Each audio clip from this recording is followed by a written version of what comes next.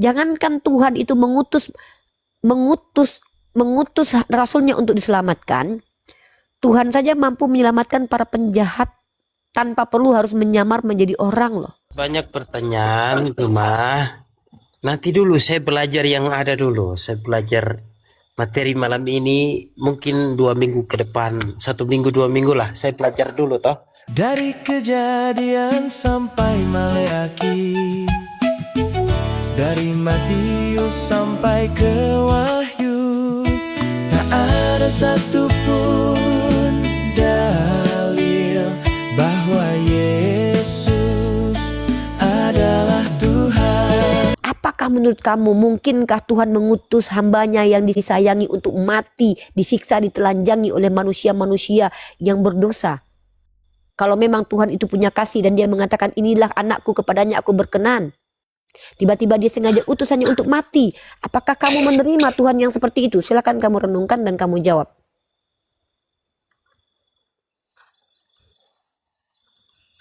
Gimana ya? Saya sedikit kebingungan karena begini guru, begini kakak. Saya langsung panggil guru karena saya belajar dari setiap Panggil pembicara. Sifu. Saya seperti Bang Loding saja, panggil Sifu saja. No, Sifu. Bang Loding, Sifu juga, saya Sifu juga. Sifu aja, lebih seru itu dipanggil Sifu ya. Atau Bunda Gembala pun boleh, terserah lah. Kalau guru saya merasa ditertawakan dipanggil guru itu. Guru, jangan buat saya berdosa guru, cukup guru. Jadi saya ingat itu saya. Ingat Sanggokong. Panggil Bunda Gembala pun, Sifu pun Cigu boleh. aja, Silakan. cigu aja. Cigu, boleh lah, tak apa lah. Kalau cigu pun tak apa lah. Tak apa lah, silakan. Ya, jadi begini. Saya sedikit tidak paham itu karena yang saya memahami itu begini. Allah itu Maha Kudus, Maha Kuasa. Dia mengutus seseorang menjadi hambanya. Kalau dia mengutus, dia mengasihi, kan tidak mungkin dia biarkan untuk menderita.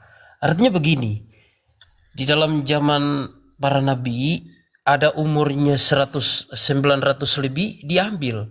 Ada Metusala yang sangat setia, tidak berbuat dosa, diambil, diangkat, terangkat ke surga, hidup-hidup. Begitupun juga Elia yang tidak berbuat dosa, yang tidak disentuh oleh orang-orang kafir, yang tidak dibuat menderita, diambil juga. Kan tidak mungkin. Tidak mungkin ini kalau dikasihi, mengasihi anak tunggal, artinya yang dikasihi sekali. Berarti cerita sejarah ini atau sejarah Bible ini ada diputar balikan, ada rahasia terbesar yang disembunyikan oleh orang-orang Yahudi atau waktu zaman itu. Karena begini, di dalam Bible mengatakan bahwa apa yang dibuat oleh Yesus itu banyak yang tersembunyi, banyak yang tidak tercatat, dan banyak yang dipalsukan. Ini kok pintar begini, saya punya murid begini, saya bangga sekali nih. Saya baca, sering-sering saya baca itu, saya cari tahu ini sebenarnya apa yang terjadi. Begitu sih. Ini saya sepakat dengan perkataan Jack ya, bahwa apa yang dilakukan Yesus itu tidak semua orang melihat. Karena Yesus itu dia datang kepada murid-murid yang dia pilih. Ya, jadi mustahil rasanya ada orang yang kemudian tahu 60 tahun kemudian tahu secara pasti apa yang dia lakukan lalu membuat klaim Yesus begini dan begitu. Kalaupun kita merujuk kepada perkataan Yesus yang ada 18% dalam Bible, kita menemukan bahwa perkataan Yesus tidak sesuai dengan apa yang diajarkan gereja kepada teman-teman Kristen. Ya. Kita bicara begini. Bagaimana mungkin Tuhan berkata begini, inilah dia, kepadanya aku berkenan. Tiba-tiba dia mengutus hanya untuk mati. Nah, Jack punya Bible di situ. Saya di tempat penjagaan. Oke, ya, kalau begitu saya kasih ayat, saya bacakan. Nanti silakan di cross check sendiri. Oke. Baru pulang baca. Catat Yohanes pasal ke-8 nomor 37 sampai 42. Yohanes pasal 8 ayat ke-37. Nanti saya bacakan. Oke, saya bacakan ya. Yohanes pasal ke-8 nomor 37. Kita dengan tenang, dengan jiwa sehat kita baca baik-baik. Jangan dengan kebencian, sesuai dengan tekstual, kita tengok konteksnya, ya. Kita baca Yohanes pasal ke-8. Ini perkataan Yesus. Kita kalau lebih tenang kita mengambil perkataan Yesus. Saya tidak percaya dengan Bible, tapi saya pun kalau diskusi selalu gunakan kata Yesus, kata Yesus, kata Yesus. Ya, kita boleh tidak masalah kalau kita pakai interpretasi, itu hak masing-masing. Tapi mari kita bahas menggunakan perkataan Yesus. Yohanes pasal ke-8 nomor 37. Perikopnya atau judulnya ini adalah keturunan Abraham yang tidak berasal dari Allah. Tertulisnya Allah ya, tertulisnya Allah. Dalam KBBI Allah itu Tuhannya umat Islam, Tuhan dalam bahasa Arab. Maka saya tidak mau menggunakan kata Allah ya, karena kata Allah itu artinya dalam bahasa Ibrani sumpah serapah. Saya ganti saja menjadi kata Theos dalam bahasa Yunani sesuai dengan bahasa aslinya. Aku tahu bahwa kamu adalah keturunan Abraham, tetapi kamu berusaha untuk membunuh aku karena firmanku tidak beroleh tempat di dalam kamu. Apa yang kulihat pada pater, bapa, itulah yang kukatakan, dan demikian juga kamu perbuat tentang apa yang kamu dengar dari bapamu. Ya, jawab mereka kepadanya, Bapa kami ialah Abraham. Kata Yesus kepada mereka, jikalau sekiranya kamu anak-anak Abraham, tentulah kamu mengerjakan pekerjaan yang dikerjakan oleh Abraham. Ya. Saya ikuti perkataan tadi. Oh iya, ya. Jikalau sekiranya kamu anak-anak Abraham, tentulah kamu mengerjakan pekerjaan yang dikerjakan oleh Abraham. Tetapi yang kamu kerjakan ialah berusaha untuk membunbun aku. Aku seorang yang mengatakan kebenaran kepadamu, yaitu kebenaran yang kudengar daripada Theos, pekerjaan yang demikian tidak dikerjakan oleh Abraham. Kamu mengerjakan pekerjaan bapamu sendiri. Jawab mereka, kami tidak dilahirkan dari zina. Ini mereka satir coba untuk merendahkan Yeshua, menuduh Yeshua dari zina ya. Nah ini sebenarnya mereka sedang satir nih. Oh, kami bukan anak hasil zina katanya. Bapak kami satu yaitu Theos. Dia katakan bahwa bapaknya satu yaitu Allah. Ya, Tuhan yang di surga, Allah Subhanahu wa taala dalam pandangan Islam, Bapa dalam pandangan Yesus, Hashem dalam pandangan Yahudi. Maka kemudian kata Yesus kepada mereka, jikalau ini poin penting buat Jack, harus ditekankan, direnungkan baik-baik. Jikalau Allah kata orang Kristen, pada tertulisnya Allah. Jikalau Theos adalah bapamu, kamu akan mengasihi aku. Sebab aku keluar dan datang dari Allah, dan aku datang bukan atas kehendakku sendiri, melainkan dialah yang mengutus aku. Bayangkan, apakah sebabnya kamu tidak mengerti bahasaku? Sebab kamu tidak dapat menangkap firmanku. Iblislah yang menjadi bapakmu, dan kamu ingin melakukan keinginan-keinginan bapakmu. Apa kata Yesus tadi? Kalau Allah adalah bapamu, kamu akan mengasihi aku. Karena aku diutus oleh bapakku. Tapi karena kamu adalah bapaknya iblis, kamu ingin melakukan kehendak iblis. Apa itu? Ingin membunuhku. Itu kenapa EDSTV mengatakan penyalipan adalah karya iblis. Karena memang kalau bapaknya adalah orang Yahudi itu bapaknya iblis. Mereka menyembah iblis. Makanya mereka ingin menghabisi nyawa Yesus. Mereka ingin menghabisi nyawa Yeshua. Karena mereka mengikuti perintah-perintah iblis. Itu kenapa Yudas itu dirasuki oleh iblis baru mencium Yesus. Supaya Yesus tertangkap, menjebak Yesus. Ini. Bayangkan Jack. Bagaimana mungkin ketika Yesus ingin membunuh iblis ingin, Bapak utus Yesus. Saya utus kamu ke dunia. Tiba-tiba ada iblis ingin membunuh Yesus. Bapak diam saja kah? Bapak diam saja kah?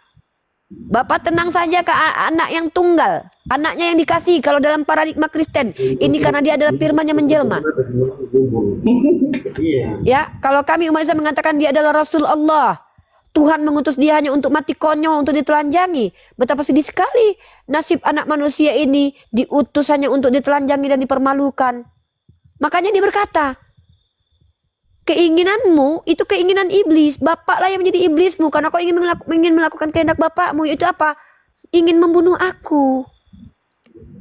Ya? Itu salah, itu salah. Orang yang mengatakan saya salah harus berani buka kamera. Saya tidak sudi bicara dengan orang yang tidak jelas ya. Berani mengatakan salah, harus tunjukkan kalau buka kameramu dulu. Saya lagi bicara dengan saudara saya Jack. Kalau kamu mengatakan saya salah, kamu buka kamera dulu. Jangan itu salah, tapi mukamu saja kita tidak tahu. Jangan-jangan kau bukan orang. Jangan-jangan kau alien. Kenapa begini? Kalau saya menanggapi dia bilang salah, harusnya belajar kembali dulu. Karena begini, yang saya pelajari begini. Saya percaya, artinya saya percaya bahwa Yesus melakukan hal-hal yang baik dan benar. Cuma banyak orang-orang, banyak umat yang salah menggunakan apa yang dikatakan oleh Yesus, begitu. Jadi begini. Eh, Allah berkata bahwa inilah anakku yang kukasihi, kepadanya aku berkenan. Ada pula juga di atas gunung. Dengarkan dia. Ya, Dengarkan dia. ya itu aku berkenan berbeda dengan dengarkan dia. Jadi begini, kakak dengar, izin kakak. Ya, boleh lanjut. Di saat itu pula juga di saat di gunung ada tiga murid Yesus yang mengikutinya, yang datang di samping kanan kiri kan Elia dengan Abraham, berkata bahwa engkau akan menggenapi janji Allah, ya kan? Itu kan yang sudah terjadi, bahwa Allah punya tujuan dan maksud untuk Yesus. Nah, itu pun juga Allah berkata bahwa inilah anakku, dengarkanlah dia. Berarti semua yang dipercayakan oleh Allah itu ada di Yesus. Nah, sekarang kita kembali ke pencobaan antara iblis dengan Yesus. Sebab yang saya pelajari itu, yang saya paham banyak itu, iblis ini juga kan diciptakan oleh Allah. Berarti ada surat izin rekomendasinya untuk iblis mencobai anaknya. Jadi berarti begini, yang dikatakan oleh Yesus, yang dikatakan oleh iblis kan begini, jika engkau anak Allah, jatuhkanlah dirimu ke bawah, sebab ada tertulis di kitab Taurat, Allah akan menyuruh malaikat-malaikatnya untuk menyambutmu, jangan terantuk batu saja tidak dia. Terantuk pada batu. Di situ kan Yesus berkata begini, jangan engkau mencobai Tuhan Allahmu, sebab kepada Dia engkau berbakti. Artinya kan kepada Allah saja kita berbakti, kita menyembah. Saya paham sekali. Nah, terus kita kembali ke pengajaran Yesus waktu di Bait Allah, artinya di bait suci lah. Di situ kan dia mengatakan bahwa Allah mengutus aku untuk Bapa mengutus aku untuk membebaskan orang-orang tawanan dan memberitakan kabar baik kepada orang yang mendengar, yang mentaati, begitu kan? Jadi terus begini, terus antara pengakuan antara rasul atau pengikut Yesus, di situ kan Rabi, ya kita belajar tentang Rabi itu kan Yesus, Nabi Yesus, utusan Allah. Ya, dia kan berkatakan kepada muridnya, siapakah di antara kamu yang mengetahui? Siapakah yang mengatakan aku siapa? Salah satu Yesus berkata, engkau Mesias dari Allah, artinya utusan dari Allah. Jadi begini, menurut tanggapan saya, ada keganjalan yang dirahasiakan oleh orang-orang yang tidak mengakui kebenaran itu, yang tidak mau menganggap bahwa itu benar. Jadi mungkin kemungkinan besar bahwa ada rahasia terbesar yang tersembunyi. Jadi begitu saya artinya begini, saya pelajari, makanya dari malam saya renungkan sampai tadi. Saya di tempat kerja di Kebun, itu sementara kerja, tapi saya renungkan kata itu, dua perkataan itu. Yesus berkata kepada si iblis, jangan engkau mencobai Tuhan Allahmu, sebab kepada Dia saja engkau berbakti dan menyembah Dia. Di situ yang poin kedua, dia mengajar di tempat atau di rumah ibadat, artinya bait Allah, bait suci, kepada orang-orang di situ, orang-orang Yerusalem, orang-orang Yahudi, orang-orang yang pada zaman itu. Dia kan berkata begini, diambil dalam Nats atau Taurat Yesaya. Itu kan dia berkata begini, Bapa mengutus aku untuk memberikan kabar baik kepada orang-orang tawanan, untuk membebaskan orang-orang yang tersesat. Artinya kan begitu. Untuk saya ada poin benarnya. Jadi mungkin ya saya mengajak untuk teman-teman yang ada di sini, mari kita belajar lebih dalam, sehingga kita bisa tahu yang sebenarnya. Mungkin itu saja yang saya sampaikan. Oke, thank you Jack ya. Jadi gini Jack, sebetulnya kalau kalian Kristen percaya Yesus mati terkutuk menebus dosa kalian, itu kami tidak masalah. Tetapi ketika itu dibicarakan di room ini dan dipromosikan, bagi kami jadi masalah. Karena bagi kami, jangankan Tuhan, Nabi aja tidak terkutuk bagi kami. Jadi bedakan ya, menyampaikan doktrin kalian dengan menyampaikan pemikiran rasional di depan kami. Kalau menyampaikan doktrin jangan ke kami, sampaikan kepada orang-orang di gereja. Kami tidak masalah. Toh kami tidak akan datang ke gereja kalian terus duduk gereja kalian suruh kalian berhentikan, tidak begitu toh. Nah, tetapi kalau kalian ada di room kami, room Islam ini tempat kami mengedukasi. Maka apa yang disampaikan haruslah rasional, sesuai dengan kaidah ilmiah, kaidah empati. Kalau kalian bilang menurut kalian itu oh ya, menurut kami Tuhan kami itu pengasih dengan cara mengutus anaknya yang tunggal supaya menjadi tumbal kejahatan orang-orang yang lain. Kalau kita pakai kaidah rasional, ilmu filsafat dasar, menghukum orang yang benar demi menyelamatkan orang tidak benar itu bukan sebuah keadilan itu. Itu kebiadaban itu. Sama seperti suku Aztek, suku Maya, perawan-perawan suci, anak-anak kecil yang tidak berdosa dijadikan tumbal untuk perbuatan orang yang berdosa. Bagi kami itu sesuatu yang tidak benar. Tapi kalau bagi kalian bilang itulah keadilan Tuhan kami, berarti kita beda definisi keadilan. Kita selesai diskusi di situ. Biarkan orang yang di bawah yang menilai kemudian. Bagi kami, orang yang bahkan bagi saya pastikan yang namanya keadilan itu meletakkan sesuatu pada tempatnya. Bagaimana mungkin kemudian ada orang bilang keadilan itu adalah begini. Ada orang yang tidak pernah berbuat dosa, ada orang yang selama ini baik, maka dia harus dibunuh untuk menyelamatkan para pendosa dan penjahat. Itulah definisi tumbal. Ajaran ini sudah pernah diimani oleh Aztek, suku Maya, Dewa Molok. Kami mengajak kalian berpikir, perkara doktrin agama kalian saya lebih paham karena saya sudah belajar 8 tahun. Mau doktrin apa? Mau doktrinnya Sabelius, Marcion. Saya hafal itu, saya mengerti. Dan jangan jelaskan sesuatu yang kita sudah pahami secara umum. Artinya sudah aksioma. Bahwa Kristen itu mainstreamnya penyembah Yesus. Itu nggak perlu lagi dijelaskan. Bagi kami Yesus Tuhan kami tahu. Walaupun ada Kristen minoritas yang tidak menyembah Yesus. Di sini kita diskusi ini. Berikan pandanganmu yang memang kau bisa buktikan menggunakan dalil di kitabmu. Jangan bilang salah tapi belum apa-apa sudah salah tapi nama belum diperkenalkan, agama belum tahu. Nah, silakan Pak Cesar, kami kasih kesempatan. Ini room Islam. Room Islam itu mengedepankan keadilan, meletakkan sesuatu pada tempatnya. Biawak kami pijak, orang baik, orang benar, orang lurus, manusia kami hargai. Karena tugas kami memanusiakan manusia. Tapi kalau ada orang yang 100% hewan di sini ngapain kami manusiakan? Capek kami ya. Silakan Pak Kaisar, dibuka mic-nya.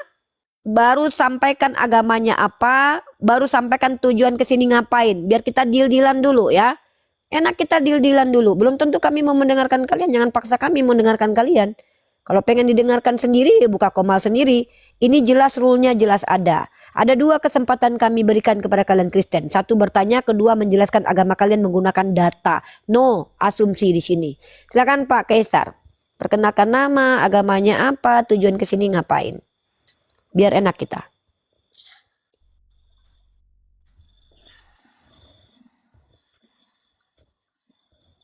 Dibuka mulutnya Pak.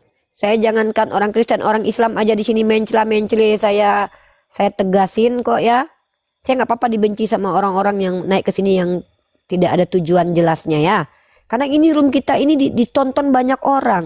Mereka beli kuota lo nonton lo. Ada yang wifi-nya itu mereka paksakan untuk bayar kalaupun nggak ada uang demi menonton ilmu pengetahuan, demi melihat diskusi lintas agama yang edukatif. Kalau ada hiburannya sedikit oke lah.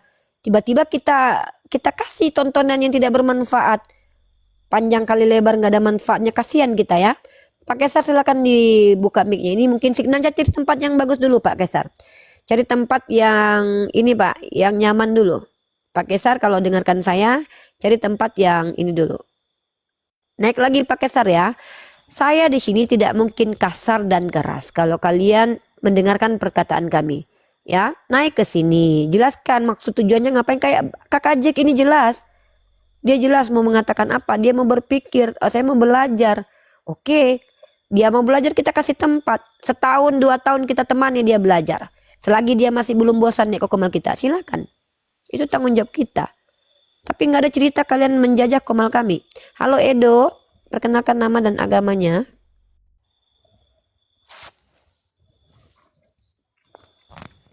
Silakan Bro Edo.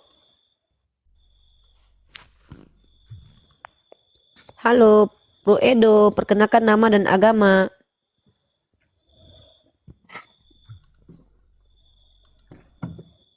Oke, turun dulu ya.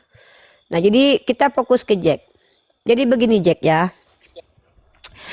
Kita tuh punya hak prerogatif, sepakat tak? Kamu punya pilihan pribadi. Kamu mau tetap jadi Kristen itu urusanmu. Saya tidak rugi dan tidak untung. Saya tidak dapat apa-apa. Kamu jadi Kristen, saya tidak masuk neraka. Kamu jadi Islam pun belum tentu saya masuk surga. Saya masuk surga karena perilaku saya. Saya masuk neraka pun karena perilaku saya. Tapi begini Jack, kalau ada di room Islam, maka kami itu punya tanggung jawab itu bukan hanya kepada negara loh. Bukan hanya kepada manusia loh. Kami punya tanggung jawab kepada Tuhan kami yaitu Allah. Sehingga nanti ketika kami dibangkitkan kami ditanya itu bukan komal manfaatnya apa. Tiba-tiba kita di sini bicara sesuatu yang tidak ada manfaatnya, tidak ada ilmunya.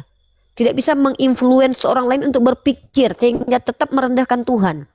Maka kami mengajak kalian berpikir, mungkinkah Tuhan yang maha bijaksana, yang maha pengasih, yang maha kuasa itu sengaja untuk mengutus kesayangannya yang dalam istilah kekristenan atau dalam keyahudian Mesiah, dia dikatakan Mesiah, dalam kata Kristen mengatakan dia adalah anak Tuhan, diutus hanya untuk mati dan dihinakan.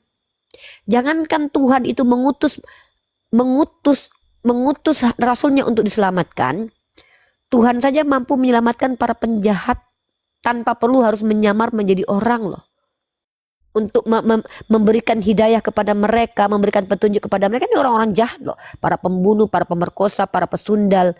Tuhan saja mampu memberikan petunjuk tanpa harus datang menemui mereka. Tiba-tiba Tuhan tidak mampu menjaga hambanya yang diutus memberitakan ajarannya. Kan begitu. Maka sebetulnya judul Yesus terkutuk ini adalah sebuah tamparan keras kepada orang Kristen. Saat kapan kalian memuliakan Yesus pada saat bersamaan kalian percaya dia terkutuk? Kalau ada orang berdosa dikatakan berdosa itu sepantasnya. Tapi kalau ada orang benar, orang baik, tidak pernah berbuat salah dikatakan terkutuk, itu lebih keji sekali itu. Bagaimana mungkin orang yang baik seperti Yesua, orang yang mengajarkan untuk ajaran kasih, tiba-tiba Paulus bilang ini orang terkutuk. Kami mengajak kalian Kristen itu untuk berpikir. Kami gak ngajak kalian masuk Islam dulu. Karena Islam itu agama pilihan. Kalau kalian sudah berpikir, merenung dan jujur, itu Islam kalian pilih sendiri. Tanpa perlu kami tawarkan kepada kalian. Sama seperti Bang Luding bilang, bukan kami pemilik hidayah. Seandainya kami yang pemilik hidayah, tentu orang terdekat kami yang kami kasih hidayah dulu. Kami hanya mengajak berpikir, merenung dan juga jujur. Renungkan baik-baik. Apakah betul Tuhan pencipta alam semesta itu harus berubah menjadi manusia, lalu mematikan dirinya, membuat sebuah skenario kekejaman, menjadikan simbol kutuk, simbol kekejian manusia itu sebagai simbol kasih? Itu loh. Apakah betul dalam benak kalian yakin dan percaya, aku yang mengintip janda mandi, aku yang nonton bokep, dia pula yang ditombak, dia pula yang harus menanggung kutuk, menanggung sakit. Mengatakan Yesus terkutuk bertentangan dengan perkataan Yesus. Apa kata Yesus? Ya Bapa, permuliakanlah aku. Yesus sendiri mengatakan permuliakanlah aku Bapa. Tiba-tiba Paulus berkata, dia menebus kutuk dari kutuk hukum Taurat dengan jalan menjadi kutuk. Yesus dengan Paulus saja tidak sinkron. Yesus menginginkan dia dimuliakan. Paulus mengatakan dia terkutuk. Ini satu poin. Nah, poin kedua. Kalau kita lihat, sama seperti kakak Jack bilang tadi, bahwa jangankan dia dibunuh, terantuk batu saja tidak diizinkan. Mudah bagi Tuhan untuk menyelamatkan. Dan dia berdoa begini, ya Bapa, biarkanlah cawan ini sekiranya berlalu daripadaku, melainkan semua terjadi sesuai dengan kehendak-Mu bukan kehendakku. Itu sikap aslamnya seorang muslim, Jack. Seorang muslim sejati itu ketika dia dapat musibah atau apapun yang dalam keadaan sulit, dia katakan semua atas kehendak-Mu ya Allah. Semua atas keinginanmu ya Allah. Kenapa? Karena seorang muslim tahu keinginan Tuhan itu pasti yang terbaik, menyelamatkan. Karena nama Tuhan itu salah satunya As-Salam, penyelamat.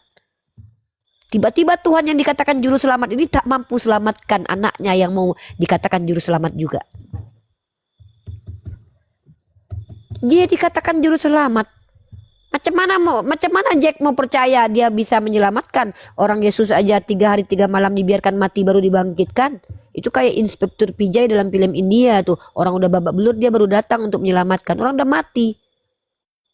Ini kamu sudah berantem dengan penjahat toh. Tiba-tiba itu polisi India baru datang. Ini kamu sudah babak belur, sudah masuk longkang, baru kamu dia datang menjadi pahlawan. Apa itu? Baru 3 hari kemudian Tuhan baru selamatkan dia, dibangkitkan. Dia sudah mati, bajunya sudah dibuka, dia sudah ditombak, dia sudah dihinakan. Kemana Tuhan pada waktu itu? Lagi makan popcorn melihat anaknya lagi ditumbalkan. Ini kan kejam sekali tuduhan seperti ini. Tuduhan ini yang kami sangkal. Dan kami menyangkalnya bukan dalam ranah untuk menyerang agama Kristen. Mengajak kalian berpikir. Kalau kalian tetap imani itu sebagai doktrinnya silakan, tidak masalah. Maka Al-Quran menjawab apa? Al-Quran menjawab apa? Wa ma qataluhu wa ma salabuhu. Wa ma qataluhu wa ma salabuhu. Dia tidak kotalu, dia tidak dikotal, dia tidak dibunuh, dia tidak disalibkan. Maksudnya apa? Sama seperti Yunus dalam perut ikan. Orang melihat dia seperti mati. Seperti mau mati dimakan. Oh, kalau kita normal lihat orang dimakan ikan, kita pasti sudah mati itu sudah. Tapi apa yang sulit bagi Tuhan? Api saja bisa jadi dingin. Kita kalau terbakar, harusnya dalam otak kita sudah hangus. Tapi kalau Nabi itu, Tuhan mampu mendinginkan api untuk Nabi. Mampu menjadi, bahkan perut ikan paus itu mampu menjadi tempat tidur bagi Yunus. Untuk menyelamatkan Yunus agar dimuntahkan kembali di tempatnya. Sama begitu.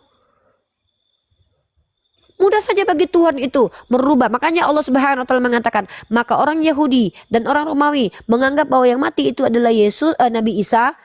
Kenapa mereka dibiarkan Allah salah paham? Karena mereka mau mencoba menipu Rasul, menipu Nabi Isa dan mencoba menipu Allah. Padahal kata Allah, aku adalah sebaik-baiknya, wallahu khairul makirin, pembuat makar. Maksudnya apa? Hukuman yang Allah berikan kepada orang Yahudi tepat seperti yang mereka lakukan, karena Tuhan itu adil, bukan membalas kejahatan dengan kejahatannya, tapi membalas sesuai porsinya.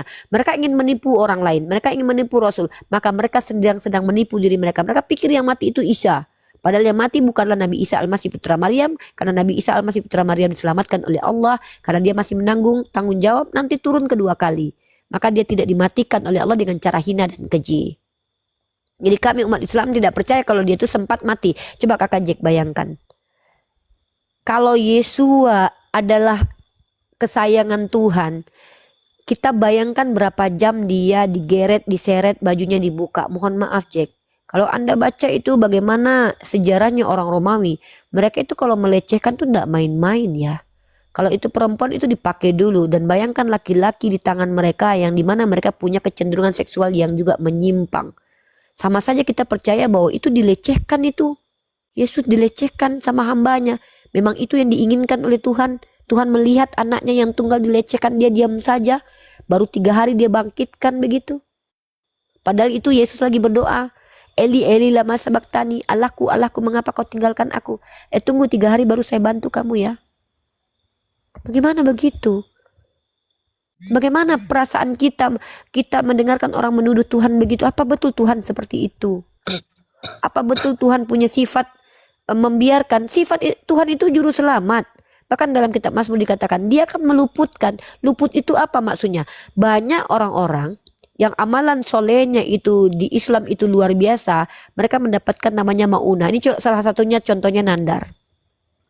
Nandar ini dulu pernah naik mobil, bus. Ketika dia di dalam bus itu semua orang kecelakaan, orang banyak meninggal. Harusnya dalam logika berpikir Nandar itu mati karena dia dalam bus itu berguling-guling. Tapi Nandar cuma kena luka di pipi. Makanya kalau teman-teman lihat itu pipinya itu ada codet itu. Dia kena codet itu kena kaca. Tapi dia tetap hidup. Ini bisa jadi Allah menyelamatkan dia, di antara yang lain Allah selamatkan dia. Kenapa? Mudah bagi Allah menyelamatkan siapa yang dikehendaki diberi kesempatan untuk hidup. Apalagi seorang Rasul yang diutus untuk mengajarkan ajarannya. Masa sengaja dimatikan di tengah jalan, di tengah pengajaran? Kan itu mustahil. Berarti sama saja dengan mengatakan bahwa Tuhan mengutus Yesus untuk mati demi orang-orang jahat. Kalau memang Tuhan demi begitu, ya buat apa lagi ada hukum Torah dulu? Dari dulu saja dia mati sudah. Seperti itu saudaraku Jack. Jadi kami tidak pernah merendahkan agama Kristen. Kami hanya tidak menyepakati doktrin Kristen yang berpotensi melecehkan Tuhan pencipta alam semesta. Begitu. Itu yang namanya luput ya. Kamu baca dalam kitab Mazmur itu, Tuhan meluputkan dia dari kematian. Maksudnya apa? Kalau ada orang, ini hebatnya begini. Kalau ada orang naik mobil, naik motor, harusnya dia tabrakan begini, tiba-tiba Tuhan rubah itu jalur pada saat-saat terakhir, itu baru hebat. Itu baru hebat, itu namanya meluputkan.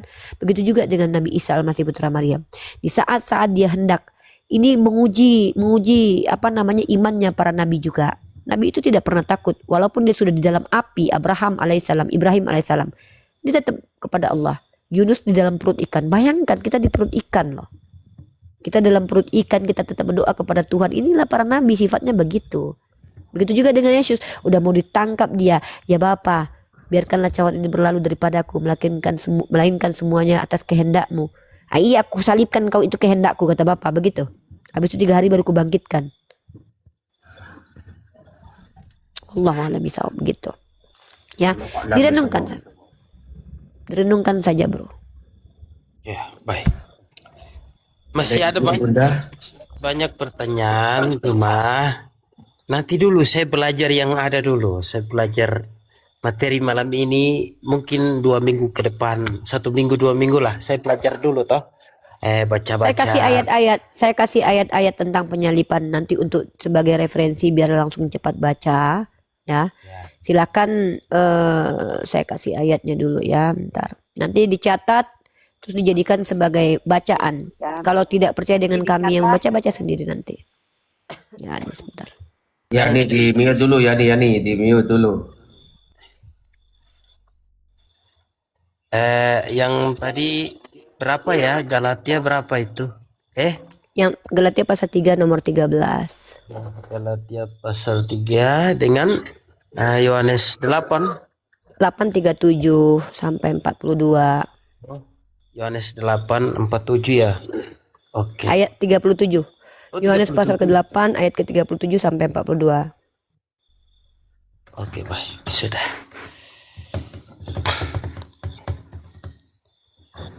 Ya. Terus begini Kakak. Kiju. Apa namanya? Yang Kok jadi keju nama saya Cigu tapi. Cigu. Oh, jangan jadi keju.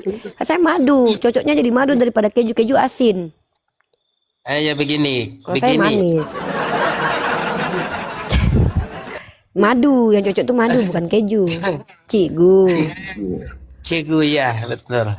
Jadi begini, yang itu kan ada 3 perkataan awal, kedua dan terakhir. Jadi ada 3 perkataan yang Rabi Yesus berkata, aku akan dihukum oleh orang-orang yang nanti mensiksakan dan menyalibkan aku. Aku akan disalibkan dan akan bangkit pada hari yang ketiga. Maksudnya bagaimana ya? Ini yang saya kurang paham. Sebetulnya kalau kita lihat itu ada, kamu lihat Lukas pasal 24 ayat 46. Lukas pasal 2, catat itu Lukas pasal 24 ayat 46. Di situ penulis kitab Lukas itu seolah-olah mengatakan Yesus berkata, ada tertulis bahwa Mesias harus mati dan bangkit pada hari ketiga. Ayat itu tidak pernah ada di perjanjian lama, Jack.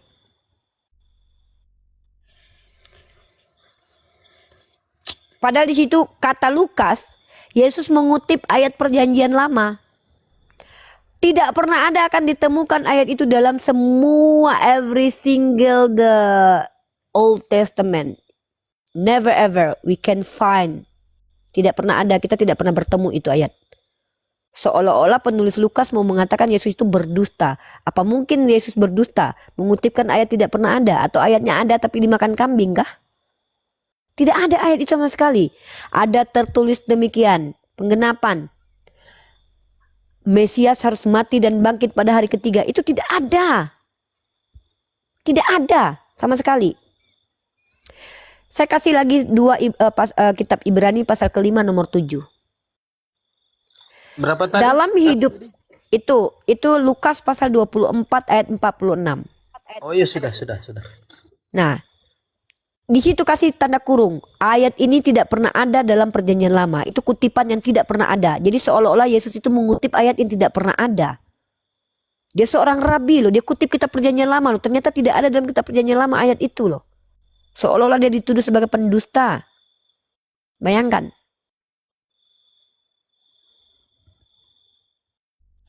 Kalau kita di kampus, ada tertulis di dalam jurnal A bahwa ini begini, ternyata tidak ada. Itu kita kena drop out itu, kena marah sama dosen itu. Apa ini? Mana ada tertulis di situ? Yesus mengatakan ada tertulis demikian. Itu tidak pernah ada. Lanjut. Ibrani pasal ke-5 nomor 7. Silakan dicatat, saya bacakan. Dalam hidupnya sebagai manusia, ia telah mempersembahkan doa dan permohonan kepada Dia yang sanggup menyelamatkannya dari maut. Dan karena kesalehannya, ia telah didengarkan. Kalau dia didengarkan, kenapa mati dulu dia 3 hari? Artinya dia diselamatkan, seperti Allah Subhanahu wa taala mengatakan bahwa wa ma qataluhu wa ma salabuhu, melainkan dia diangkat ke sisi Allah, disucikan dari orang-orang kafir. Karena kesalehannya dia didengarkan. Ibrani pasal 5 nomor 7. Yohanes pasal 19 nomor 33. Ketika mereka sampai kepada Yesus dan melihat bahwa ia telah mati, mereka tidak mematahkan kakinya. Ya, kenapa kok bisa kematian itu hanya dipastikan dari patahkan kaki? Tidak bisa. Kematian itu bisa kita pastikan dengan cara apa? Kita harus memastikan bahwa sudah tidak ada lagi detak jantung, bukan matahkan kaki. Jadi ini ada kecurigaan narasi dari Bible ini gitu loh. Dipaksakan bahwa dia itu mati. Yang mengatakan dia mati orang yang membunuh dia. Tapi itu tidak ada kepastian. Nah, lanjut ya. Kalau kita lihat banyak ayat sebetulnya yang menyatakan bahwa Yesus itu terindikasi tidak disalib. Kecurigaan-kecurigaan umat Islam itu ada dalam Bible. Apalagi seperti tadi sifat Tuhan sendiri. Tapi kalau kalian mau bertentangan dengan kami, konsekuensi logiknya adalah kalian percaya bahwa Tuhan itu membunuh orang benar demi menyelamatkan orang tidak benar. Karena Yesus orang benar, apa bedanya dengan dewa Molok? Agama pagan kan begitu. Menghabisi nyawa orang-orang yang tidak berdosa demi menyelamatkan orang-orang berdosa. Ini agama pagan begini. Tuh. Begitu Jack. Jadi renungkan, catat ayat-ayat yang saya kasih. Itu Ibrani itu telak sekali tuh. Ibrani pasal ke-5 nomor 7 itu jelas sekali mengatakan. Bentuk kesalehannya dia didengarkan. Ibrani berapa? Ibrani pasal ke-5 nomor 7. Ibrani pasal 5. Nomor 7. Oh iya. Gitu. Ya. Kalau memang dia itu soleh, dia didengarkan, maka tidak mungkin Tuhan nungguin 3 hari dulu. Ngapain Tuhan? Nantilah dulu kita lihat dulu, disiksa dia dulu. Baru nanti kalau udah mati dia udah ini baru saya, apa itu begitu? Itu udah kayak film India, terlambat pula dia. Tuhan menyelamatkan dia, meluputkan dari maut. Ini udah kena maut dia 3 hari. 3 hari mati. Itu kalau perkataan itu mungkin terdapat di dalam Taurat Perjanjian Lama, Mazmur Daud ya, Nabi Daud. Yang mana? Yang Ibrani nih. Iya. Iya, intinya kalau dikatakan di Mazmur itu adalah nubuatan, yang namanya nabi-nabi itu doanya didengarkan, Jack. Iya. Para nabi itu doanya didengarkan. Bagaimana mungkin nabi ini bisa kita percaya ketika dia berdoa saja doanya tidak didengarkan? Kecuali sesuatu yang memang yang sudah Allah tetapkan gitu loh. Seperti Nabi Muhammad SAW, dia berdoa, ada 2 perkara yang diizinkan oleh Allah, ada 1 perkara yang dibiarkan tidak diizinkan. Kenapa? Karena memang ketetapannya umat Islam ini nanti hancurnya karena perselisihan di antara kami. Nabi Muhammad berdoa, jangan sampai kami dihancurkan karena perselisihan. Ternyata itu tidak diterima. Bukan berarti Allah tidak mendengarkan doa Nabi Muhammad, tapi kalau doa untuk keselamatannya, untuk apa? Doakan Tuhan dengarkan. Tapi karena itu memang sudah ketetapan manusia bahwa nanti umat Islam ini hancur karena pertengkaran kami masing-masing. Tapi kalau untuk ketika dia sedang bekerja, kan namanya bekerja, mereka tuh tupoksinya kan sedang mengajarkan, toh. Maka kesulitan-kesulitan mereka itu mereka akan berserah diri kepada Tuhan. Salah satunya dengan cara berdoa. Yesus berdoa di Taman Getsemani, ya Bapa, biarkanlah cawan ini berlalu daripadaku, melainkan semua terjadi atas kehendakmu, bukan kehendakku. Jadi kehendak Bapa dia mati ditelanjangi gitu, mati disalib dulu 3 hari. Kalau memang Bapa tidak mendengarkan doanya. Sedangkan di dalam kitab Ibrani dikatakan bahwa karena kesalehannya Tuhan mendengarkan doanya. Sehingga dia Tuhan diluputkan dari kematian. Kalau orang Kristen bilang kan, iyalah kan Tuhan mendengarkan doanya, kulitnya 3 hari kemudian baru dibangkitkan. Itu udah telat. Telat itu udah kayak inspektur pijai, udah mati, udah bonyok dulu baru orangnya diselamatkan.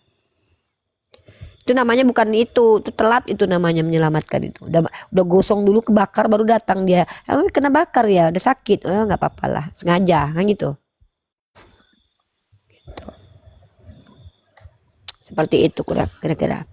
Direnungkan Jack, direnungkan, dipikirkan apa betul begitu. Dipahami. Tidak masalah kamu mau jadi Kristen sampai kamu meninggal juga. Saya tetap mengasihimu sebagai teman, sebagai adik, sebagai saudara se-NKRI, sebagai saudara saya yang berada di Papua. Saya tidak punya kebencian kepada kamu karena kita tidak pernah punya urusan pribadi toh. Sebagai orang yang punya peri kemanusiaan, kita saling menghargai. Kita sama di mata Tuhan. Yang membedakan kita adalah iman dan takwa kita. Nah, jadi tapi kalau perkara tentang akidah kita tidak bisa campurkan. Akidah itu kita terang benderang. Benar katakan benar, salah katakan salah, begitu. Gitu. Hargailah, muliakan Yesus dengan sebenar-benar kemuliaan seperti kami memuliakannya. Iya. Hargailah Yesus. Oleh kita kedatangan tamu baru, Jack, kita ganti sebentar ya, Dek. Boleh. Halo Bunda Jenny, Teresia Manopo, silakan perkenalkan nama, agamanya, dan silakan tujuannya ke sini jelaskan. Ya, selamat malam. Selamat malam Bunda. Maaf, selamat malam. Saya minta maaf sebelumnya. Saya mengucap terima kasih sudah diterima sebagai tamu di roomnya Pak Yonatan Nandar. Saya boleh salam kenal bapak-bapak, ibu-ibu. Saya di sini hanya ingin berkenalan aja dulu karena baru setengah jam yang lalu saya juga membahas tentang penyalipan Yesus di room apologet Islam. Saya lupa namanya, Gober apa Sober ya, saya lupa. Ada 1 jam lebih, hampir 2 jam saya membahas tentang penyalipan Yesus. Hampir 1 jam lebih kalau nggak salah ya, sekitar 1 jam setengahan ya. Saya kurang tahu pasti. Sama ulasannya tentang penyalipan Yesus. Yang mau saya tandaskan di sini buat saudara brother Jack Will, dalam membahas penyalipan Yesus kamu harus pakai data. Kamu harus pakai data. Nggak boleh nggak pakai data karena ini masalahnya sangat rumit tentang penyalipan Yesus. Udah itu aja, bunda-bunda, bapak-bapak yang di room ini, saya berterima kasih banyak sudah diterima di room ini. Saya pengennya sih mau mengklarifikasi, tapi karena saya sudah sudah berdiskusi di ruang saber apa saya lupa. Besok Jadi pun saya masih tidak bisa, mau Bunda. menindaklanjuti tentang diskusi tentang penyalipan ini begitu. Sebenarnya tema kita itu adalah pertanyaan singkat dari kami umat Islam berdasarkan Galatia pasal 3 ayat 13. Apakah betul umat Kristen percaya kalau Yesus itu terkutuk? Ya, Sebetulnya nanti saya sebetulnya siapkan itu. semuanya. Jadi Boleh. pesan saya buat Nanti saya follow aja, saya follow Bunda Yesus Jenny terkutuk ya. Kita sebetulnya temanya tuh gini Bunda. Kalau Bunda punya tema Ya, penyalipan, terima kita bahas kasih. penyalipan H2H dengan saya ya, di komal ini boleh, di komal manapun boleh. Tapi saya lebih sering di sini. Saya ada 3 komal yang akan sering berkunjung, itu komalnya Yonatan Nandar, komalnya Pastor Loading, dan komalnya Ustadz Yusuf PI. Nah, dan saya bergantian, tapi mungkin lebih seringnya di komal Yonatan Nandar. Ada jadwal khusus. Nah, Izin ya. ya Jack. Jadi izin ya. Ya maaf, Di sini. saya pikir maaf saya tadi nyimaknya dari luar karena Bunda tadi membahas tentang penyalipan Yesus. Maaf ya, saya Sebetulnya nggak baca penyalipan dengan itu apa dari nih, dengan Jack. topik Yesus Ya. terkutuk, maaf. Karena Ya, saya sebenarnya tadi dari nggak Jack tadi nggak itu. pengen naik, tapi karena saya nyimak dari luar tentang penyalipan gitu. Ya, sebetulnya penyalipan itu pertanyaan saudara saya Jack. Maka saya mempertanyakan pertanyaan retorika. Pertanyaan-pertanyaan kepada Jack itu membangkitkan empati hatinya. Apakah betul Tuhan yang Maha Kuasa mengutus seorang nabi hanya untuk mati demi menyelamatkan orang berdosa, seperti ajaran tumbal menumbal di agama pagan itu? Saya mengajak dia berpikir, merenung, dan jujur menggunakan Saya paham. akal dan hati nurani. Itulah kita diadakan sebagai manusia, kita punya dua itu yang membedakan kita dengan hewan. Nah, saya mengajak dia berpikir, lalu saya bawakan beberapa dalil-dalil. Sedangkan dia kalau berdoa saja Tuhan akan kabulkan doanya. Kemudian juga dia adalah seorang anak manusia yang bahkan menyerahkan hidupnya kepada Tuhan. Tiba-tiba Tuhan mengecewakan dengan cara apa? Dia dimatikan, lalu dia berkata, Eli Eli lama sabaktani. Itu kan tidak make sense secara rasional gitu. Nah, ini yang saya coba diskusikan dengan saudara Memang. Jack. Secara Gitu. rasional memang tidak make sense. Tapi ibu percaya dia disalib? Saya percaya. Kalau saya nggak percaya, saya keluar jadi Kristen. Nah, berarti sama saja ibu sedang membuat sebuah awal premis kedua dengan silogismenya begini, Bu.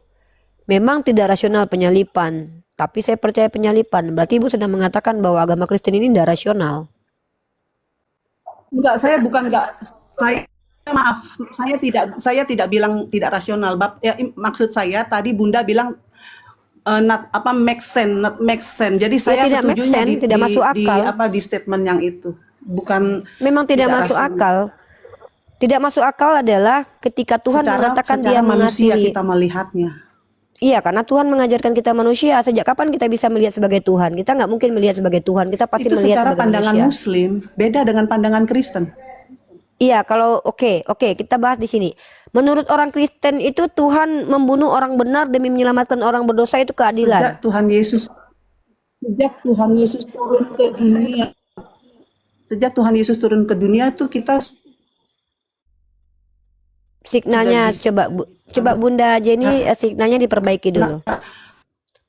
Signalnya Bunda Jenny Bapak problem. adalah satu. Bunda Jenny signalnya problem. Kakak Jenny signalnya bermasalah. Coba signalnya diperbaiki dulu.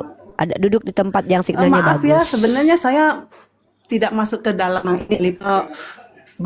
Brother yang di Papua sana untuk berdebat tentang penyalipan tuh nggak bisa dengan ya harus dengan data. Saya hanya menyampaikan pesan saya buat Pak Jack. Iya. Di sini gini Kak, tanpa Ibu bilang pun kita harus debat pakai data. Kami orang yang sangat-sangat menunggu data ketika berdebat. Nggak, dengar begini. Tanpa ada pun saran dari Bu Jenny kepada Jack untuk minta data. Kami adalah orang yang minta data kalau diskusi. Urum kami ini syarat diskusi dengan kami itu kalau dua harus pakai data. Itu kami. Jack itu sedang tidak berdebat dan berdiskusi. Dia sedang belajar, memikirkan dan merenung. Bahkan data-datanya tuh saya yang kasih tadi. Ini Jack data-datanya begitu. Jadi memang dia tidak sedang mendebat saya. Bu Jani, minta maaf ya.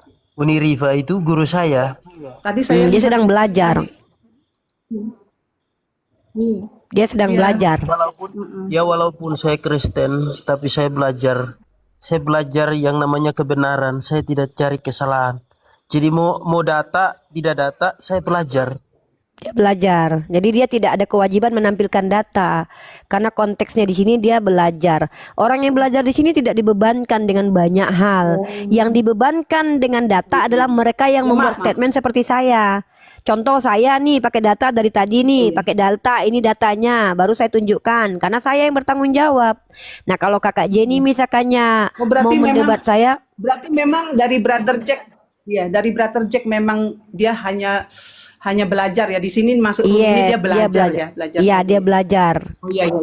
Oh ya maaf, salah pengertian saya.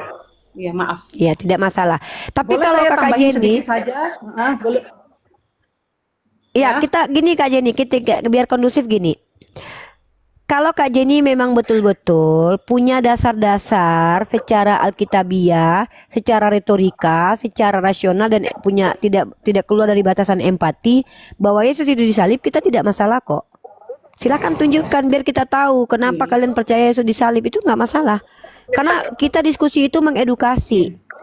Kita memberikan penjelasan yang biarkan mereka yang di bawah yang menilai. Ada yang bilang begini, oh, saya tidak sepakat dengan penjelasan Uniripa, saya maunya penjelasan kakak Jenny, silakan. Jadi kita di sini tidak ada unsur paksaan. Tapi kalau dengan saya kalau diskusi lintas agama, namanya kita bicara agama, nggak bisa keluar dari akal sehat dan juga empati. Kita bicara agama loh, benar dan salah loh. Benar dan salah itu tidak bisa kita tentukan kalau kita tidak pakai akal dan hati nurani. Coba aja bicara sama psikopat, mana tahu dia benar dan salah. Coba aja bicara sama orang gila, mana bisa dia membedakan mana benar dan salah. Benar dan salah itu hanya akan bisa dipahami oleh orang yang punya akal dan hati. Kalau sudah nggak pakai akal itu nggak bisa lagi kita bicara di sini. Dua itu harus kita jadikan instrumen wajib untuk bicara tentang mana benar mana salah. Walaupun tertulis dalam kitab, ada kitab yang menuliskan begini, Tuhan membunuh anak yang tidak berdosa. Kalau itu tidak benar maka kita tidak katakan itu benar. Kecuali ada orang yang bilang iya itu Tuhan saya. Sudah, itu Tuhan versi Anda. Berarti Tuhan versi Anda adalah Tuhan yang membunuh orang benar demi menyelamatkan orang yang tidak benar. Berarti itu adalah Tuhan yang kalian bangun dalam mindset kalian. Kalau saya pribadi, yang namanya Tuhan itu punya sifat-sifat ketuhanan. Salah satu sifat ketuhanan itu adil. Adil itu adalah tidak menghukum orang benar demi menyelamatkan orang yang tidak benar. Sejak kapan keadilan itu, keadilan Tuhan itu, Tuhan bisa suka-suka membunuh orang tidak benar? Namanya saja dia pengasih. Saya mengasihimu, orang jahat aja dia kasih, tiba-tiba orang benar dia bunuh. Bagaimana saya percaya kepada Tuhan yang jangankan orang yang jahat, orang yang baik saja dia bunuh, tiba-tiba dia mau menyelamatkan orang jahat. Berarti ini bukan Tuhan tapi iblis. Hanya iblis yang menyelamatkan orang jahat.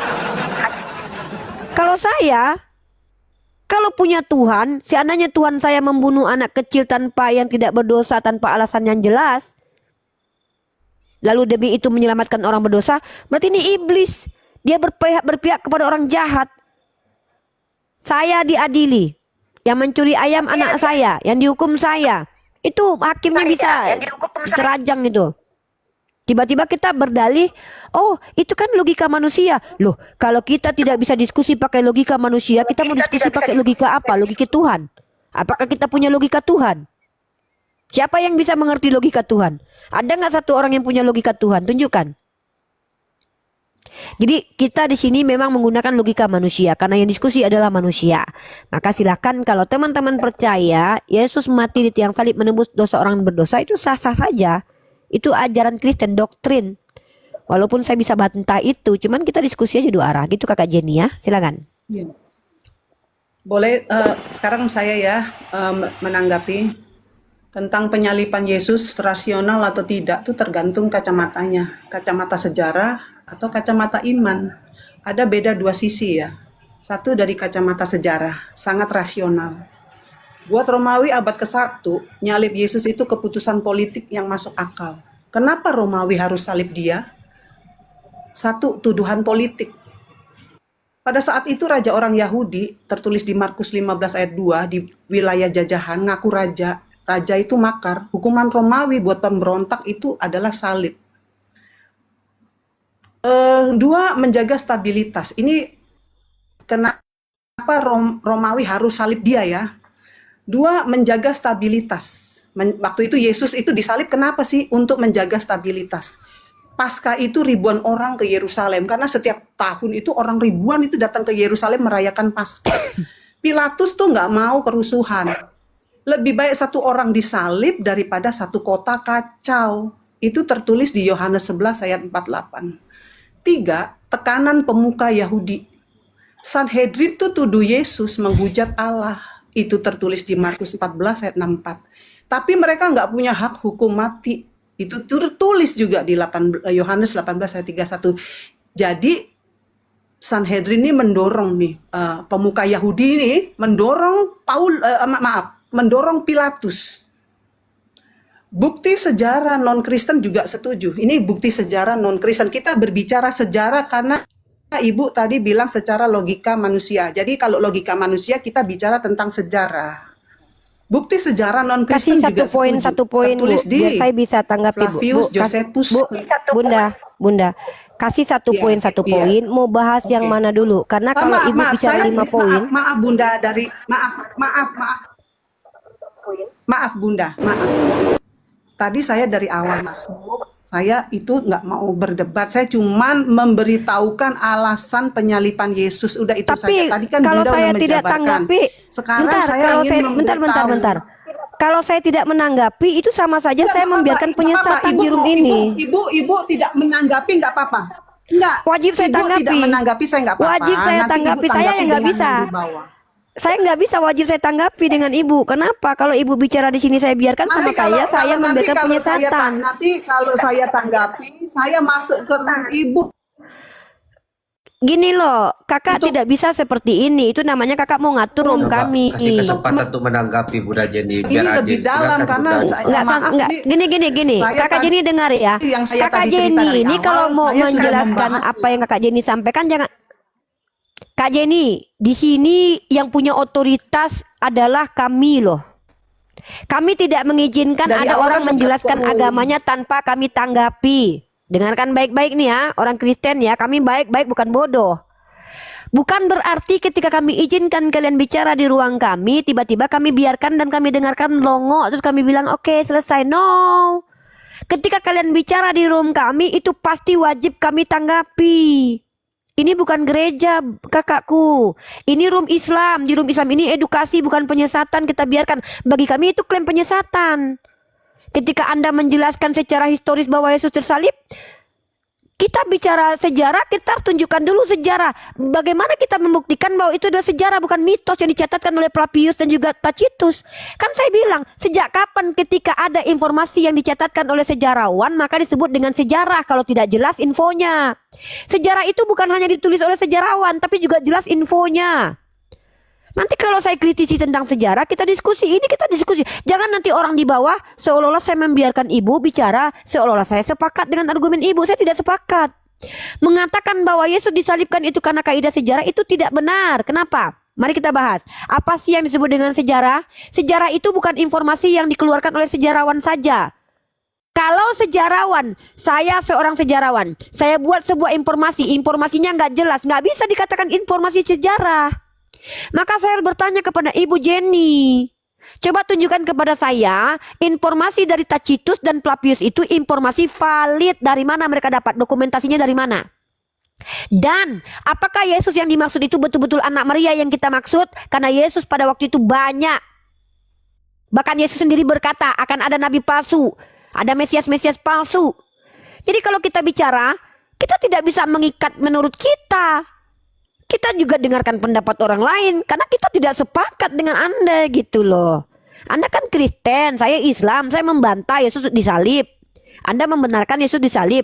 Dan perlu diingat, Al-Quran tidak membantah penyalipan. Yang dibantah Quran adalah tokoh yang disalibnya, bukan Nabi Isa. Ingat sekali lagi, Al-Quran tidak membantah penyalipan. Betul, ada manusia terkutuk yang disalib, yang dituduh menista agama. Betul. Saya akui itu. Makanya Quran menyatakan bahwa sebenarnya yang dituduh disalib itu bukan Nabi Isa. Kenapa begitu? Mari kita lihat. Kalau kita bicara sejarah, ada manusia yang disalibkan. Al-Quran tidak bantah. Jadi jangan berdebat di situ. Tidak ada kaitannya, tidak ada korelasinya. Tapi yang kita perdebatkan adalah betul nggak sih yang disalib itu adalah Yesus anak Maria? Mana datanya? Tunjukkan. Oh, ini datanya ayat ini ayat. Dari mana ini tahu? Kok bisa dikatakan sejarah? Sejarah sebagai ilmu itu sumbernya harus jelas, kredibel. Nggak bisa mentang-mentang informasi itu ditulis oleh sejarawan maka dikatakan sejarah. Loh, manusia bisa berbohong. Profesor bisa salah. Mentang-mentang Tacitus adalah seorang sejarawan lalu dikatakan bahwa oh iya ini pasti Yesus yang itu. Nggak bisa, mana datanya? Ada namanya metode heuristik. Pengumpulan data itu jelas. Dari sumber mana si Tacitus tahu? Dari mana si Flavius tahu? Kalau Flavius dan Tacitus hanya mendengarkan omongan orang pada waktu itu tanpa dokumen, itu namanya mitos yang ditulis oleh seorang sejarawan. Makanya ada aliran Kristen yang mengatakan Yesus itu tokoh mitos.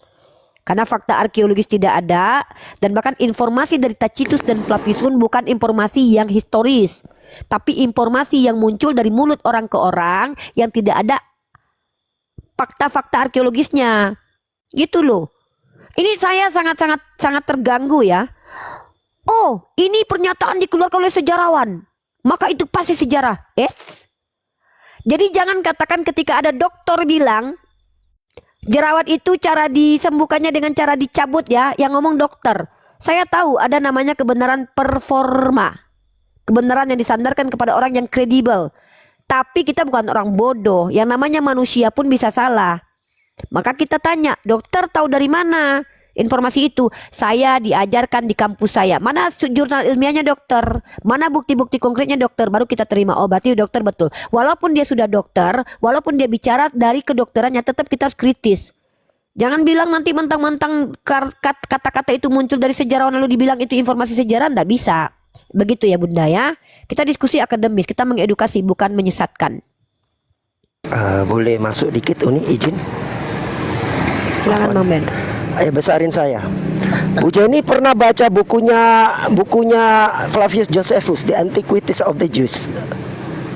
Ini saya kasih ya. Saya ini punya ini kebetulan. Bentar, saya besarin. Itu yang saya headline kuning, saya besarin bentar ya. Biar ada dusta di antara kita. Ya. Ini dulu nulis soalnya Bang Ben. Baru Ya, izin ya. Di situ dikatakan bahwa Yesus yang diceritakan mempunyai saudara yang bernama John. Kalau teman-teman bisa lihat di situ, sorry ini kecil ya nggak bisa diperbesar sayangnya. Di situ dikatakan Yesus dan John bertikai berantem di dalam kuil. Di bawahnya dikatakan Yesus mati dibunuh John di dalam kuil. Apakah ini yang ibu bilang? Yesus menurut perjanjian baru yang di bukunya bukunya Flavius Josephus. Ini Bu. Iya. Benar ini Bu. Ini bukunya Flavius Josephus ini yang saya pakai ini. Jadi orang yang sama itu. Ini kasih cas di situ tapi apa ya? Bentar bisa di bertanya. apa gaul coba di mute dulu. Jadi inilah ya teman-teman ya. Teman-teman Kristen tuh sering bawa-bawa Flavius Josephus, The Antiquities of Jews, baca pun tak pernah gitu loh. Kami ini orang yang belajar Bu. Saya punya e-booknya Bu. Jadi Jesus yang diceritakan di Flavius Josephus itu bukan Jesus yang di perjanjian baru Bu. Di situ dikatakan Jesus itu bertikai dengan saudara yang bernama Yohanes. Saudaranya yang bernama Yohanes bertikai berantem di dalam kuil. Dan Jesus dibunuh oleh Yohanes. Apakah ini Jesus dalam perjanjian baru yang ibu yakini di Flavius Josephus? Makanya lain kali belajar dulu ya. Jangan Anda bawa referensi dari sebuah artikel tapi Anda belum pernah baca bukunya.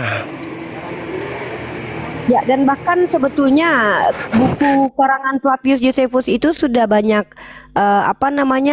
interpolasi dan itu diakui oleh sarjana-sarjana Kristen gitu loh.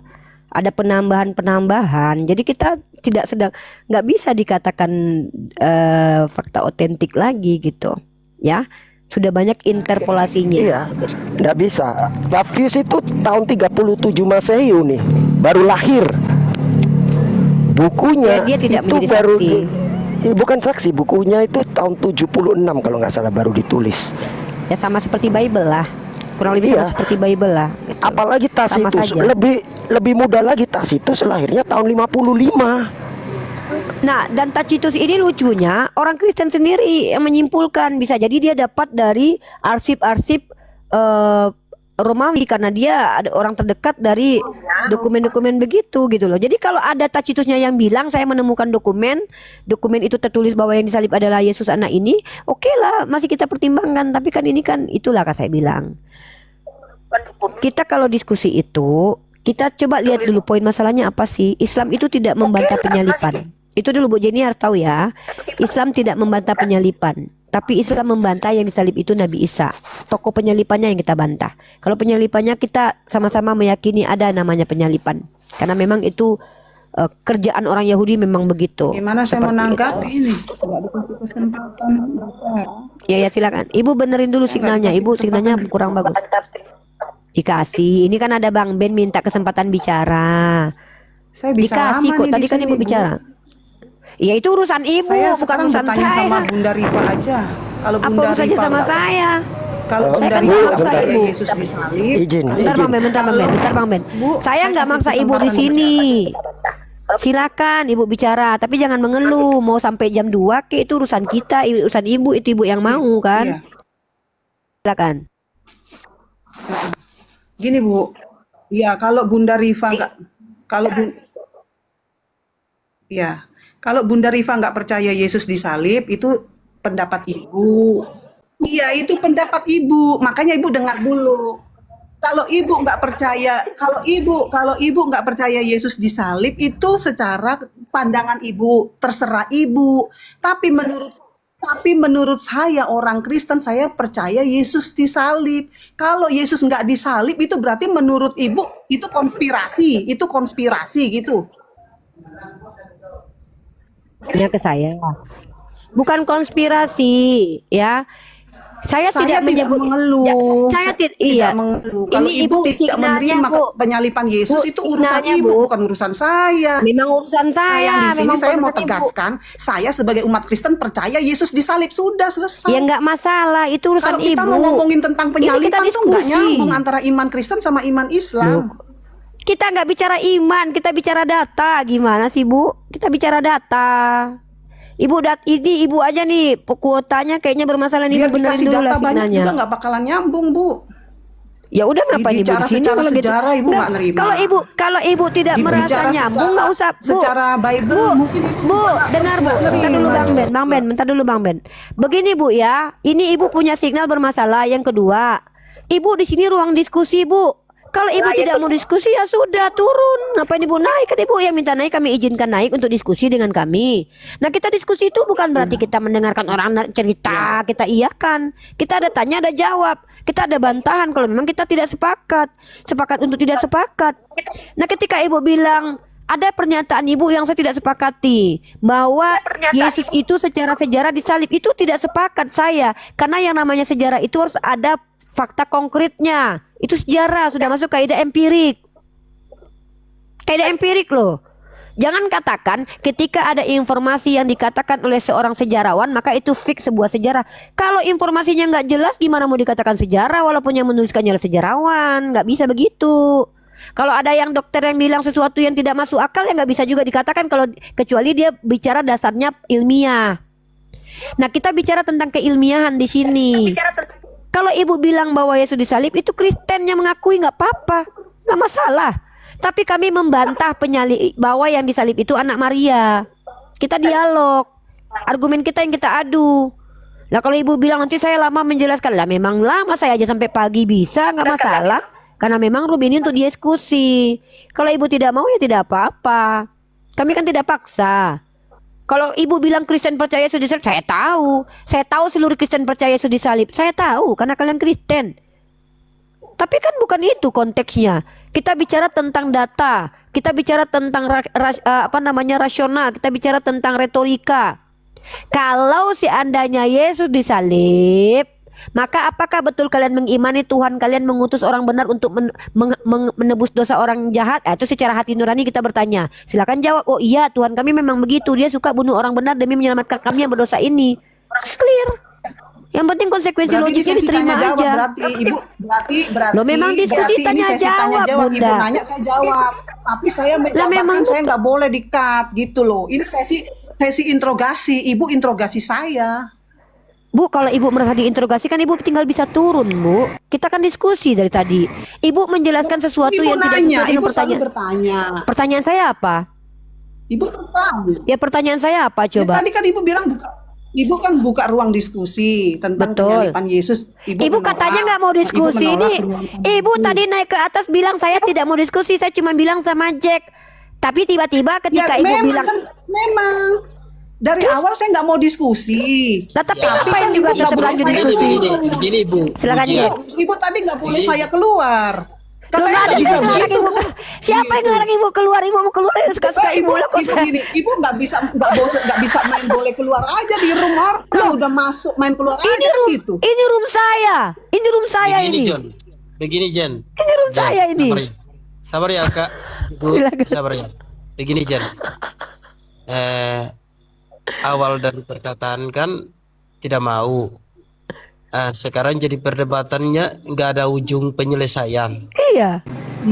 Betul. Terus Loh kok begini. betul ibu itu yang lucu. Ibu tadi nggak mau debat, tiba-tiba ibu sendiri yang Ya. mendebat kami gitu. Kan lucu Ya. ibu. Enggak, saya nggak begini. bilang mau debat. Jadi Saya begini. tidak mau bicara Itu mau ibu mau debat. Saya dari ngapain? Ibu awal mau saya ngapain? cuman saya kan sudah saya dari awal ya Bu. sabar Bu. Dari awal udah terima kasih saya sabar, sudah Bu. diterima di ruangan ini. Saya mau berkenalan dengan Jack karena saya lihat dari luar waktu saya belum gabung di online, saya ngeliat Jack tentang temanya tuh tentang ibu bicara tentang penyalipan Yesus. Saya itu mau memberi pesan ke Jack kalau penyalipan Yesus itu kalau itu kan ini kan penyalipan ini kan sangat penting bagi iman Kristen gitu loh. Saya mau menyampaikan Udah ke Jack itu kita udah paham. jangan sampai Itu nggak usah salah dijelaskan paham. lagi. Ini Ya, Jack sabar, lagi sabar. ngomong. Jack lagi ngomong coba Sabar, Jack. sabar, Silakan sabar, Jack. saya Silakan ngomong, Jack. sabar. Dengar, Silakan, Jack. Silakan. dengar dulu ya, saya ngomong. Mau diakui, tidak diakui, kami begini. Artinya pendapat pribadinya begini. Kita harus cocokkan dulu, cocokkan. Kita mendengar, kita memahami, kita cocokkan dulu dengan data kita. Jadi begini, saling menghargai. Kita menghargai tuan rumah dengan tamu. Jadi kita begini ya, Ibu, kita dua sama-sama Kristen. Saya memahami apa yang tidak dibenarkan dan apa yang dibenarkan. Ya, begitu. Saya cari kebenaran. Saya belajar tentang kebenaran. Berarti saya ambil dulu, saya cocokkan. Ya, saya cocokkan apa data-data itu sama atau tidak. Begitu. Jadi saya tidak Betul. saya tidak Betul. berdebat tentang hal-hal yang negatif.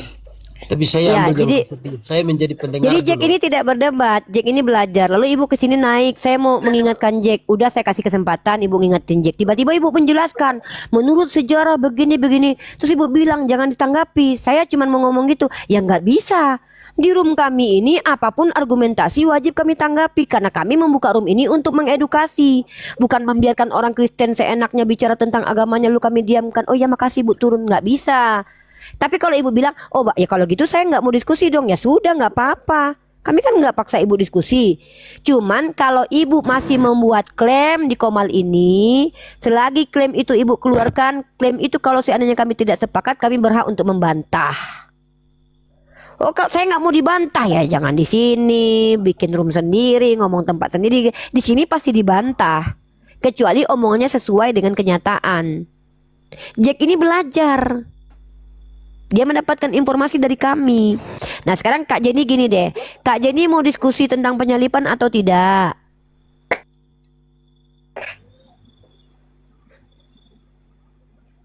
Mau diskusi nggak tentang penyalipan hari ini? Jadi saya tambahkan. Sinyalnya putus-putus dia sinyalnya. Ya tidak apa-apa, biar kita sampaikan saja, biar Ya. jaringan putus kita sampaikan. Jadi saya sampaikan kepada Ibu Jen, Ya, sinyalnya kurang bagus. bagi Ibu Jen. Bagus. Iya, ya tidak apa-apa, tidak apa-apa. Jadi- Saya sampaikan saja. Ya. Iya. dengar dulu. Saya sampaikan saja kepada Ibu Jen, bagi kita berdua yang seiman Kristen, apa yang ada pada kita yang menjadi kebenaran berarti kita mempertahankan. Dan Betul. yang tidak benar kita buang, begitu saja. Jadi begini, apa yang disampaikan oleh aliran-aliran lain kita harus cocokkan dulu. Kita belajar cocokkan apa ini benar atau tidak. Iya kan? Begitu. Harus ada argumen yang jernih. Harus ada argumen yang jernih. Logikanya harus jernih. Jadi kamu ini mau belajar di sini, Iya. Saya pengen Dia juga sudah bilang dari tadi, belajar dia lebih sedang dalam tentang belajar. penyalipan. Ayo Semua kalau kita dia, mau saling Bunda. belajar di room ini. Ya ayo, itulah belajar itu kan kita kan dua arah Bunda. Belajar itu bukan berarti Ibu di sini menyampaikan dikit ya. informasi. Ibu, Bentar Bang Ben, bentar Bang boleh. Ben, bentar Bang Ben. Jadi Bentar Bang Ben, Arifah masih mau ngomong aku. bertanya apa tentang saya? Tentang Bang Ben, bentar Bang Ben. Aduh, bentar dulu. Coba, Kakak Jenny, ini signalnya kurang bagus. Jadi kepala saya pusing ya, karena kadang ada suara noise ini. Sebetulnya gini Kakak Jenny, saya ini pendiskusi. Kalau yang Kakak Jenny kan itu sampaikan itu sesuai dengan kenyataan, saya tidak akan debat. Kalau ada pernyataan bahwa secara historis Yesus saya- itu ada, saya ada sebentar pemberitahuan dulu. ya. Berhubung baterai saya 29%, jadi sesuai dengan isi daya baterai. Oh, oke. Oke. Jadi begini Kakak Jenny, saya tidak paksa sekarang kita diskusi. Kalau misalkan Kakak Jenny, besok kita bahas tentang penyalipan dua arah. Besok nggak apa-apa, nggak mesti malam ini. Kan masih ada hari esok. Besok kita siapkan data-datanya biar Kakak Jenny juga nyaman. Daripada nanti saya tanya data-data tidak ada, kan kita tidak mau merendahkan orang lain toh. Namanya juga mendadak naik ke Ini nggak apa-apa Bu, atas. nggak apa-apa malam ini Bu. Ah, Malam siap. ini aja Bu, karena Ya, saya sudah. kita kan tadi saya itu yang sudah saya. diterima di room ini malam Nah. ini. Karena Nah, tapi itu kan- nanti kalau daya baterai saya sisa 9%, saya izin cas ya. Karena sisa cuma Ya. 29% sekarang. Iya, jadi saya ngomong sedikit ya, satu dua kata. Saya bukan belajar saja di sini, tapi saya mencari materi dari Edis TV, saya mencari materi dari Ustadz Yusuf, terus Bisa dimulai pertanyaannya. Sebentar dulu, kasih kesempatan Jack ini lagi ngomong bentar. jadi begini, jangan Ini ibu soalnya salah sinyalnya ya, putus suara. paham. Ya, sinyalnya Ini di Bunda sini. yang punya signal, Bunda yang punya signalnya bermasalah ya. Suruh dia close-kan aja, Uni. Tato tutup camnya aja nggak apa-apa ya. Ya, tutupkan aja biar normal sinyalnya. Iya. Jadi gini teman-teman, Oh, gitu ya. gini loh. Kami ini tidak memaksa kalian harus diskusinya hari ini kalaupun ada problem. Kita masih ada hari esok. Besok kita masih bisa bicara kalau memang ada masalah. Saya tidak memaksakan Kak Jenny. Cuman jangan pernah membuat klaim di room Islam. Karena orang Islam itu wajib kami ada kewajiban dan tanggung jawab untuk mengcounter pada saat itu juga. Nah, kalau memang Kakak Jenny sudah siap diskusi, mari. Ya, biar tidak panjang kali lebar lagi, silakan sajalah dulu. Nanti saja ya Jack ya, biar langsung Kak Jenny ini dia bernarasi tentang penyalipan. Kak Jenny ingat ya, saya minta tolong poin by poin disampaikan, jangan langsung semua dari kejadian sampai wahyu bawa semua, jangan, karena saya juga punya keterbatasan. Saya itu mendengarkan, terus mencatat, terus saya nanti tanggapi poin by poin. Ya, pakai data. Silakan Kak Jenny. Apa enggak apa-apa, Ibu mulai dulu nggak apa-apa. Saya menanggapi Ibu saja. Jadi kan, aduh, ya oke lah ya. Jadi dengarkan baik-baik saudara-saudara Kristen yang kuhormati ya. Kami umat Islam ini dapat informasi dari Quran sebagai klaim teologis. Saya ucapkan ya, sebagai klaim teologis, bukan fakta historis, karena Quran bukan fakta historis. Quran itu didapat bukan dari hasil empirik penelitian tapi hasil pewahyuan. Maka Quran mengatakan bahwa Nabi Isa tidak pernah disalib. Bukan berarti penyalipan tidak pernah terjadi.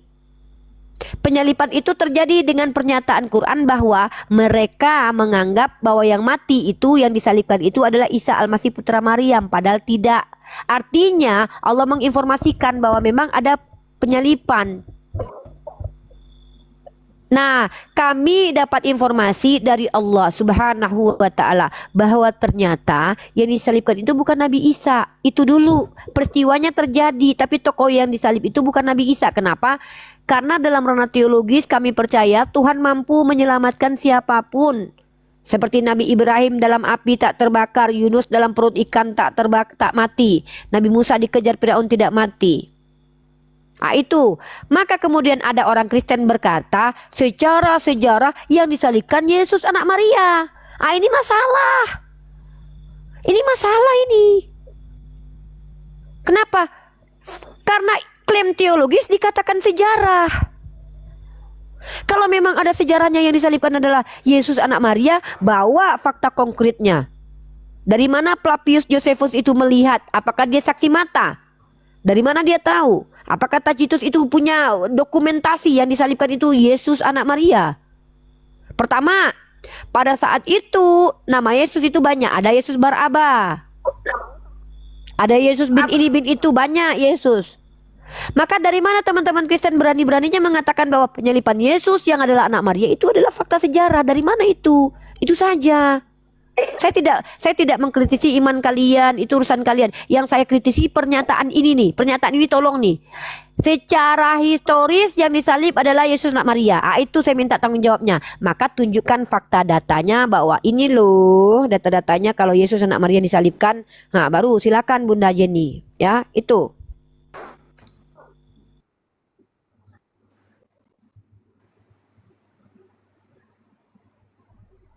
Silakan Bunda, biar lebih cepat langsung ditanggapin.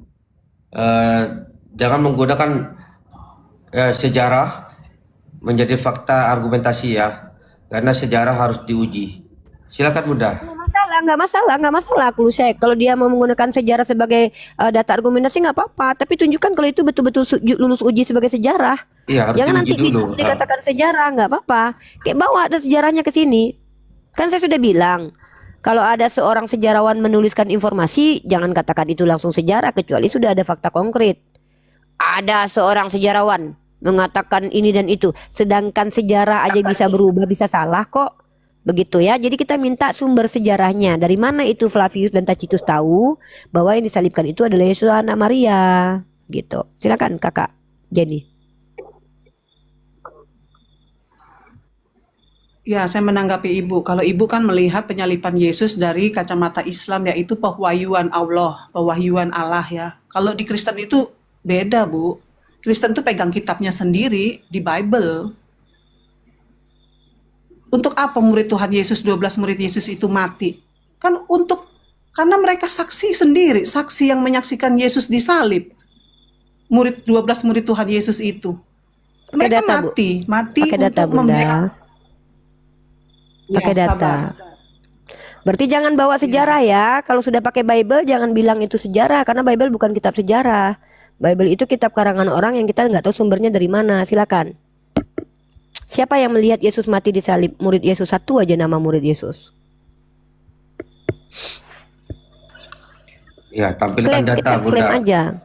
Biar Jadi Kita adil. klaim aja ya. Jadi sudah tidak bisa on sejarah ya, nggak bisa on Flavius Josephus lagi ya, karena memang nggak ada ya di Flavius Josephus ya teman-teman ya. Nggak ada. Nggak ada ya, saya sudah tampilkan tadi ya. Ternyata Jesus yang ditulis di Flavius Josephus itu bukan Jesus yang ada di Perjanjian Baru. Clear itu, saya sudah tampilkan tadi datanya. Pak, ini Bang Ben nanti saya minta aplikasinya kalau ada aplikasinya. Oh iya. Ini kebetulan saya screenshot ya. Jadi di situ dikatakan bahwasanya Jesus dengan John itu lagi berantem di kuil dan akhirnya dia dibunuh oleh John. Nah, kalau itu diklaim sebagai Jesus yang ada di Perjanjian Baru, maka gagal kematian Jesus di kayu salib.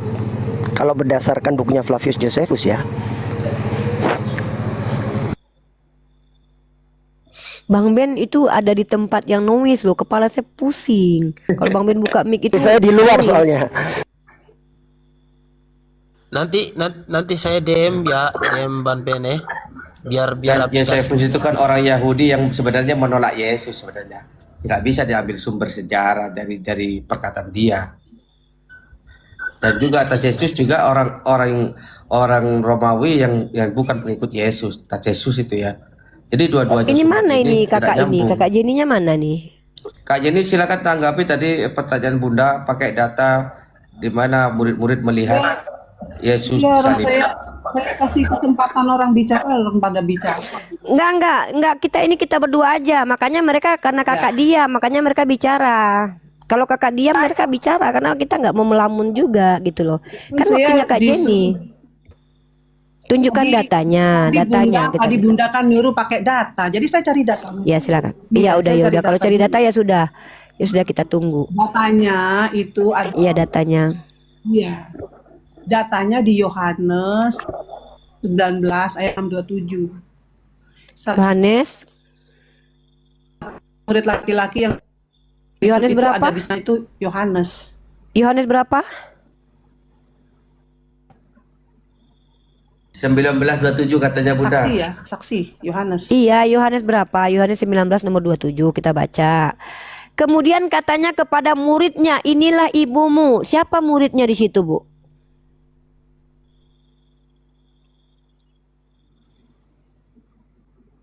Siapa itu Yang muridnya mana di itu situ? ya? Iya, muridnya itu kan banyak. Siapa itu? Waktu penangkapan Yesus tuh, Bu, saya kan lagi menanggapi Iya, ada 12 ayat yang Ibu muridnya. bawa. Tapi waktu Bunda, ya ampun kalau diskusi gini, wah pantas lah nggak nyambung diskusi. Ibu kasih ayat apa, saya tanggapi ayat itu, Ibu malah lari ke ayat lain. Nih saya bacakan. Kemudian katanya kepada muridnya, inilah ibumu. Dan sejak saat itu murid itu menerima dia dalam rumahnya. Pertanyaannya siapa ini? Kan Ibu bilang ada saksi matanya loh, otomatis kita tahu dari muridnya itu dong. Bahwa dia sendiri yang melihat. Buku dia mana? Murid ini siapa? Apakah Yakobus, Yohanes, Matius? Siapa? Gitu loh, Bu. Kalau kita mengklaim ada saksi mata, ada saksi itu mata yang Yohanes, nyolong Bu. ayam tadi. Di mana tertulis itu Yohanes di situ, Bu? Yohanes. Di mana tertulis Sebentar. Yohanes di situ? Ini macam Sebentar mana ya Bu, nih saya lagi diskusi cari begini? datanya. Ya silakan. Itu Kalau memang ini Yohanes yang dimaksud, maka ini penulis kitab Yohanes berarti bukan Yohanes. Karena kalau penulis kitab Yohanes adalah Yohanes merujuk kepada dirinya, nggak mungkin tertulisnya di situ. Kemudian katanya kepada muridnya, harusnya Yesus yang menulis bilang begini. Kemudian Yesus berkata kepadaku. Karena kan penulis kitabnya Yohanes. Tiba-tiba ini bicara tentang Yohanes. Tiba-tiba si Yohanesnya bilang itu dia bicara sama muridnya. Ternyata adalah dia. Tapi dituliskan bukan. Ini macam mana ini, Bu? Kalau saya misalkannya pada saat si Yonatan Nandar lagi makan, dia ngajak saya makan. Maka saya yang tuliskan surat. Saya Rifa, penulis surat Rifa. Saya menceritakan tentang waktu saya berjumpa dengan Nandar. Maka Nandar berkata kepada saya, ini tiba-tiba saya menuliskan cerita tentang hidup saya. Maka pada waktu itu Nandar berjumpa kepada sahabatnya. Ya nulis saya loh. Udah Bu. Silakan. Tadi Yohanes 19 ayat 25 sampai 27. Dan dekat salib Yesus Yohanes berdiri 19, ibunya ya. dan saudara ibu. 25 ayat 27 dan dekat salib Yesus berdiri ibunya dan saudara ibunya Maria istri Klopas dan Maria Magdalena. Ketika Yesus melihat ibunya dan muridnya yang dikasihinya di sampingnya. Murid yang dikasih itu Yohanes, ini satu-satunya murid laki-laki yang disebut yang ada di Golgota waktu itu. Jadi 11 murid lainnya itu ada di mana? Di mana tertulis? Di mana tertulis kalau dia melarikan satu-satunya diri. yang ada di Golgota? Ibu Jen, Aduh, bukan Simon ini Petrus. parah sekali. Ini kan ada Bukan di Simon Matius Petrus. 27 ayat 55 sampai 56. Di Matius lagi sekarang ternyata tertulis tentang Yohanes. Bukan Di mana itu? Di Yohanes. Ini di macam mana Yohanes ini? 19 ayat 25. Bun. Saya udah Bunda. ngantuk, Bu, maaf. Saya kan Bunda, Bu, gini ya, tadi Bu, kan ya. saya bilang dari awal. Saya sudah ngomong di diskusi di room Saya kan tidak jam paksa Anda yang melayani saya jam diskusi 11 kok, lewat. jangan ngeluh. Saya nggak mau tahu mau jam 2, mau jam 10, saya nggak mau tahu itu. Iya, Saya jadi cuma- nih di Yohanes Nah. 7 dan dekat salib Yesus Makanya berdiri kan saya tawarkan ibunya besok. dan saudara ibunya Maria istri Murid- Klopas dan Maria murid yang Magdalena. dikasihi. Ketika Yesus melihat ibunya, Iya. murid yang dikasihinya di sampingnya, Iya. murid yang dikasihi itu Yohanes. Itu satu Dari mana Ibu tahu kalau ini yang Yohanes? disebut yang ada di Dari Golgota. mana Ibu tahu? Dari mana Ibu tahu kalau ini Yes, cuma ini dari Yohanes? ayat Gimana? Yohanes 19:25 ayat 27. Iya, di situ Sabar. tidak Di tertulis Yohanes nama 19 ayat 25 sampai 27. Dengar. Sabar. Ya, dengar ya. Ya, bentar Jack, dengar ya. Kalau Ya. memang ini merujuk kepada Yohanes, maka Ibu harus mengakui kalau penulis kitab ini bukan Yohanes. Kenapa? Kalau Yohanes menceritakan dirinya sendiri, tidak mungkin kata-katanya, kemudian katanya Kenapa ibu lari ke penulisan Alkitab? Kenapa? Memang, Ya, itu memang kalau yang konsekuensi. nulis Yohanes tuh harus Yohanes. kalau dia harus Ini begitu, apa sih ini? ngikutin aliran Ibu Narasinya pemikiran itu ada pihak ibu. ketiga soalnya Bu Jenny. Nggak Ibu apa-apa. ngerti nggak sih Ibu ini diskusi? bagaimana ya? Selalu Ya, membenarkan Ya, bagaimana? tentang klaim ibu sendiri. Loh, kok membenarkan klaim? Bagaimana ibu ini Saya mau sedang mau bertanya. diskusi? Ya begini Diskusinya diskusi saya, selalu- memang saya bukan orang bodoh. Ya Ibu, diskusi saya itu tahu bisa ibu iya dan aja. kalian semua yang ada di sini itu kalau ada Kemalan jadi orang Kristen ngamuk. naik ke room ibu itu tuh kita diberondong pertanyaan. Ya iyalah, memang menimbulkan pertanyaan. Itu di belakang Penjelasan kalian. pertanyaan Kalau nggak mau habis. ditanya ya jangan naik lah. Kalau nggak mau ditanya jangan menjelaskan. Penjelasan kalian satu memang pertanyaan dijawab, satu pertanyaan dijawab. Ibu nggak begitu. Itu Memang namanya iya. bukan diskusi sehat. Saya malas, saya turunin aja. kalau nggak ya Nggak mau turun lah. diskusi kayak Turun begini, dari tadi nyerocos saya aja. dulu turun kok. Turun lah yang Iya, nyerocos dari tadi gini, kamu kok. Aja Kamu saya. yang Kamu kejang nyerocos katain. terus. Dia yang Bebek kejang, dia yang dan tantrum. Begini. Boleh aku Betul tegain lah, satu, kalau satu kali aja Bunda. Satu kali Aneh. aja Bunda. Ketika dia Kalau mengatakan Anda murid-muridnya, bentar Kamu Bulsek dulu, bentar bertanya, dulu. saya Itu sudah jadi kita jawab kira Yohanes yang kroyok, ada di tolonglah. situ. Ini saya sudah pusing dengar ibu mama ini dari tadi loh. Tolong yang lain dulu diam. Bu, saya pernah paksa ibu diskusi di sini nggak? Makanya hadapan sama mama. Saya diskusi barusan maksa nggak? Saya suruh Anda di sini duduk diskusi dengan saya nggak? Saya undang Anda diskusi dengan Ya saya kan nggak? itu saya tadi Saya tadi undang menanggapi paksa saudara Anda Jack. diskusi dengan saya nggak? Sama-sama mau belajar. Saya tanya sekali lagi nih. Saya paksa Anda diskusi dengan saya nggak? Tidak. Paksa. Ya sudah. Anda ngamuk-ngamuk kalau ini jam sekian. Itu urusan Anda. Kalau Anda diskusi dengan umat Islam, siap-siap dihujani pertanyaan. Karena memang penjelasan kalian menimbulkan ribuan pertanyaan. Kalau nggak siap, jangan menjelaskan. Kalau tidak siap ditanya sama umat Islam, jangan berani-berani menjelaskan kitab kalian depan kami. Karena kami bukan orang bodoh yang, oh iya ya, iya. Kami Islam loh. Apa penjelasan kalian pikir kami akan dengarkan begitu saja? Sorry, datang ke gereja sana. Ini tempat diskusi. Kalian menjelaskan apa yang kalian mau, terus tiba-tiba kalian minta kami diam saja. Saya sedang menunjukkan konsekuensi logik, fakta. Kalau Anda bilang murid yang dikasihi itu adalah Yohanes, maka Anda harus akui penulis kitab Yohanes bukanlah Yohanes. Itu konsekuensi logik. Kenapa? Diksinya berbunyi dia menceritakan orang lain, bukan menceritakan tentang dirinya. Saya justru membantah kalau ini Yohanes karena penulis kitab mengatakan, kemudian katanya kepada muridnya.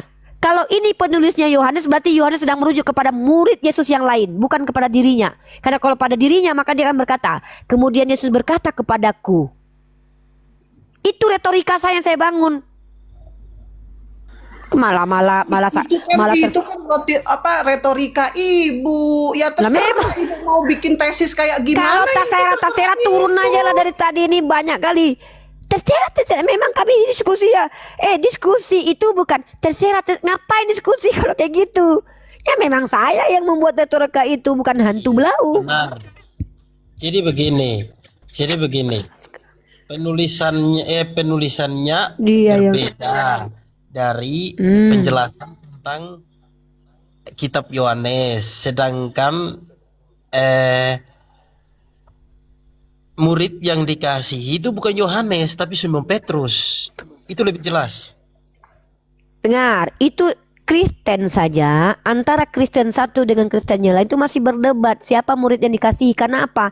Bible tidak menyebutkan nama. Jadi kalau ada yang mengatakan murid dikasihi itu adalah Yohanes, itu interpretasi, itu asumsi, itu hipotesa, bukan tekstual. Itu sah-sah saja. Tapi ada konsekuensinya. Konsekuensinya berbahaya. Kalian harus mengakui bahwa kitab Yohanes tidak ditulis oleh Yohanes. Kenapa? Gaya bahasanya tidak make sense. Maksudnya apa? Kalau penulis kitab Yohanes adalah Yohanes dan Yesus berbicara kepada dia, maka narasinya bukan begitu. Harusnya begini narasinya. Maka kemudian Yesus di hadapanku berkata kepadaku. Itu. Tapi ini kan sudut pandang orang pertama lagi bicara tentang orang kedua bicara tentang orang ketiga, itu beda narasinya. Kan begitu. Loh, kenapa ibu pergi ke sana? Lah memang kita diskusi. Saya terima kalau Yesus disalib menurut Yohanes, saya terima asal kalian jujur mengakui kalau Yohanes itu ditulis bukan Yohanes. Saya terima menurut ayat ini ya. Berdasarkan ayat ini Yesus disalib. Saya nggak bisa apa-apa. Masa saya mau membantah sesuatu yang tertulis? Tapi ingat konsekuensi logiknya, bahwa kalian harus akui bahwa penulis Yohanes bukanlah Yohanes. Begitu. Kenapa? Nggak sesuai dengan penulisan, gaya penulisan. Makanya tadi saya mau luruskan pembicaraannya Ibu Jen itu. Jadi kalau menjelaskan tentang murid yang dikasihi itu bukan Yohanes, tapi Simon Petrus. Itu juga spekulasi karena tidak tertulis. Nah, kalau memang betul dikatakan murid yang dikasihi itu, si Yesus sebetulnya mengasihi semua muridnya. Tapi kita bicara konteks penyalipan. Yang saya kritisi selalu saja kalau diskusi dengan orang Kristen, itu bukan tentang kepercayaan kalian Yesus disalib, itu keyakinan kalian. Kita nggak bisa debat tentang keyakinan. Tapi omongan kalian itu loh, saudara-saudaraku Kristen. Contoh, menurut kesaksian muridnya Yesus disalib. Ditanya siapa muridnya, nggak bisa jawab. Kesaksiannya itu begini loh. Saya berani mengatakan bahwa peristiwa di sumur peristiwa di sumur ketika Nasution ditembak itu ada saksi mata. Namanya siapa? Anaknya dan pembantunya. Ada, memang anaknya berada di situ, pembantunya berada di situ, dia melihat. Itu bisa kita katakan benar. Bagaimana cara buktinya? Ada dokumentasinya. Pada waktu itu anaknya melihat sendiri, bapak saya ditembak waktu itu. Atau anaknya meninggal, pembantunya bilang, iya saya menggendong anaknya ajudannya ya. Begitulah, enggak, ini kan perumpamaannya aja.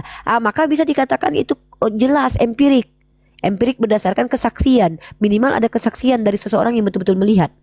Ini konon katanya yang melihat penyalipan itu Yohanes. Lah, ternyata penulis kitab Yohanes sedang menceritakan orang lain. Mana yang betul? Pilih salah satu. Penulis ini bukan Yohanes atau penontonnya adalah Yohanes, muridnya atau itu aja, pilih aja salah satu. Oke, saya gini aja Uniripa biar aman. Saya pokoknya menganggap yang disampaikan ini si Yohanes yang lihat. Oke lah kalau gitu. Yesus disalib. Berarti akui ya penulisnya bukan menurut gaya bahasa penulisnya bukan Yohanes. Enak kita diskusi loh. Ngapain kita harus berdebat kusir coba? Iya, makanya tadi penjelasannya itu sedikit berbeda. Jadi ribut itu. Iya, karena memaksakan dia. Sangkut pautnya itu dia ambil di sejarah, sedangkan sejarahnya ini gimana ya? Tidak ada sejarah tentang Yesus. Iya, kita minta sejarah itu harus ada dia punya letter bukunya, artinya begitu. Dan itu pun buku pun harus jelas sumber-sumbernya, karena ilmu sejarah sebagai ilmu itu harus jelas dari mana dapat info itu yang disalibkan itu Yesus anak Maria. Jadi kalau cuma dengar-dengar kata orang ya apa bedanya dengan kabar Zeus, Hercules, kan begitu. Jadi teman-teman gini loh, stop memframing seolah-olah kami ini memberatkan kalian. Kami tidak pernah paksa kalian diskusi di sini. Jack, ini kamu diberatkan nggak Jack? Kamu dibebani nggak? Ada nggak saya paksa begini begitu? Enggak, saya kan sudah tidak bilang, ada. saya tidak diajak. Saya ingin untuk mendengar itu saja. Tapi bukan diajak untuk ayo paksa mana naikin oten misalnya. Ayo naikin oten. Kalau dulu mungkin yang diskusi gitu udah enggak main lagi tuh. Naik oten. Kenapa Tuhan mau jadi? Kenapa Tuhan mau mati? Kenapa? Itu bukan diskusi. Jadi saya itu Ya, itu bukan mau diskusi. orangnya naradi. Maksudnya begini. Naradi ini kan mengatur toh. Saya tidak bisa mengatur orang yang lebih daripada saya. Gitu. Ya, Saya ingin mendengar dan memahami yang dikatakan, yang diajarkan, berarti saya ambil menjadi pedoman pelajaran. Artinya sebaik-baiknya itu saya cocokkan. Saya ini belajar ada untuk Ustadz Alif nih, Jack. Ustadz Alif ini salah satu orang yang bisa kamu tanya-tanya juga nih. Dua sisi, Kristen bisa, Islam bisa. Assalamualaikum Ustadz Alif. jadi saya tidak terlalu menanggapi orang yang menghujat atau apa tidak. Ya. Ini saudara kita ini Jack ini sedang belajar, Ustadz. Jadi Jack ini sedang belajar, dia menyimak, dia mendengarkan. Walaupun masih terdoktrin kekristenan, tapi dia setidaknya belajar. Dan pertama itu, yang kedua dia mau mendengarkan. Artinya dia bukan orang yang ngotot, ngeyel seperti kakak Jenny tadi, gitu. Mungkin kalau Jack mau tanya-tanya, anak Uni juga harus istirahat. Di sini ada Bang Ben, ada Klusek, ada Papa Gaul, ada Ustadz Alif. Silakan Jack bertanya saja sudah. Artinya saya juga tidak bisa bertanya lagi karena sudah lapar. Boleh masuk dikit nggak? Jadi Iya. ya, jadi memang sulit ya kalau kita bicara tentang bahkan data di Bible ini saya bawa ya. Kita bawa data yang paling fundamental tentang penyalipan. Ini saya bawa KPR 530. Di situ statement dari Paulus. Dia bilang apa tentang penyalipan. Teman-teman lihat itu yang saya underline itu. Di situ tertulis krema santes episulo. Huteos ton pateron hemon egeren iesun hon himeis di egerisaste krema santes episulo. Jadi data dari Paulus, Yesus itu matinya bukan digantung di kayu salib. Sulo itu pohon, tapi digantung di atas pohon. Itu juga ketika kita buka surat Petrus. Sedangkan kalau kita buka 4 gospel kanonik, itu mengatakan dia matinya digantung di storon. Storon itu salib dalam bahasa Greeknya. Karena itu sulit buat saya untuk menerima tentang cerita penyalipan. Sedangkan di dalam Bible sendiri ada 2 versi. Yang mana 4 gospel kanonik mengatakan dia matinya digantung di storon, yaitu salib. Tapi menurut Paulus dan menurut Petrus dia matinya digantung di atas pohon sulu. Itu kalau di pengadilan udah nggak, kesaksian itu sulit untuk dipercaya. Atau paling gampang saya kasih yang itu aja, yang pakai KJV. Ini lebih mudah teman-teman. Bentar.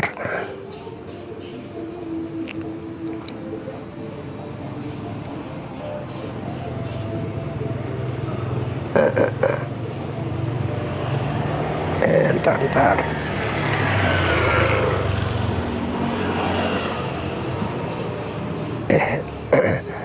Ntar.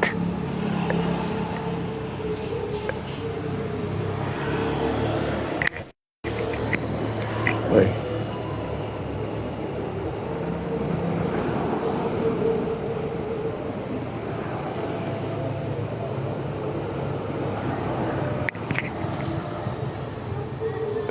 Ini ya, teman-teman bisa cek sendiri ya. Apa dikata hanging on the tree? Pohon ya. Hanging on the tree, digantungnya di atas pohon kata Paulus. Ada musik Bukan Bang Ben. digantung hanging. Izin Bang Ben, ada musik Bang Ben. Kita masih live streaming di YouTube Bang Ben. Bang Ben ada suara On musik. the cross. Ya, sorry. Ya. Ya, Ada bukan hanging on the cross. Begitu juga Bang Ben, selain ada musik Bang Ben juga signalnya putus-putus Bang Ben.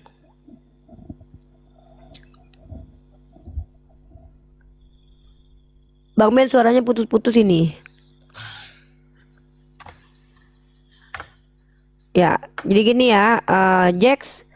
Kalau mau naik-naik di Komal-Komal ini ada beberapa ustadz-ustadz yang kamu bisa follow untuk tanya-tanya kalau mau belajar tentang Islam gitu ya.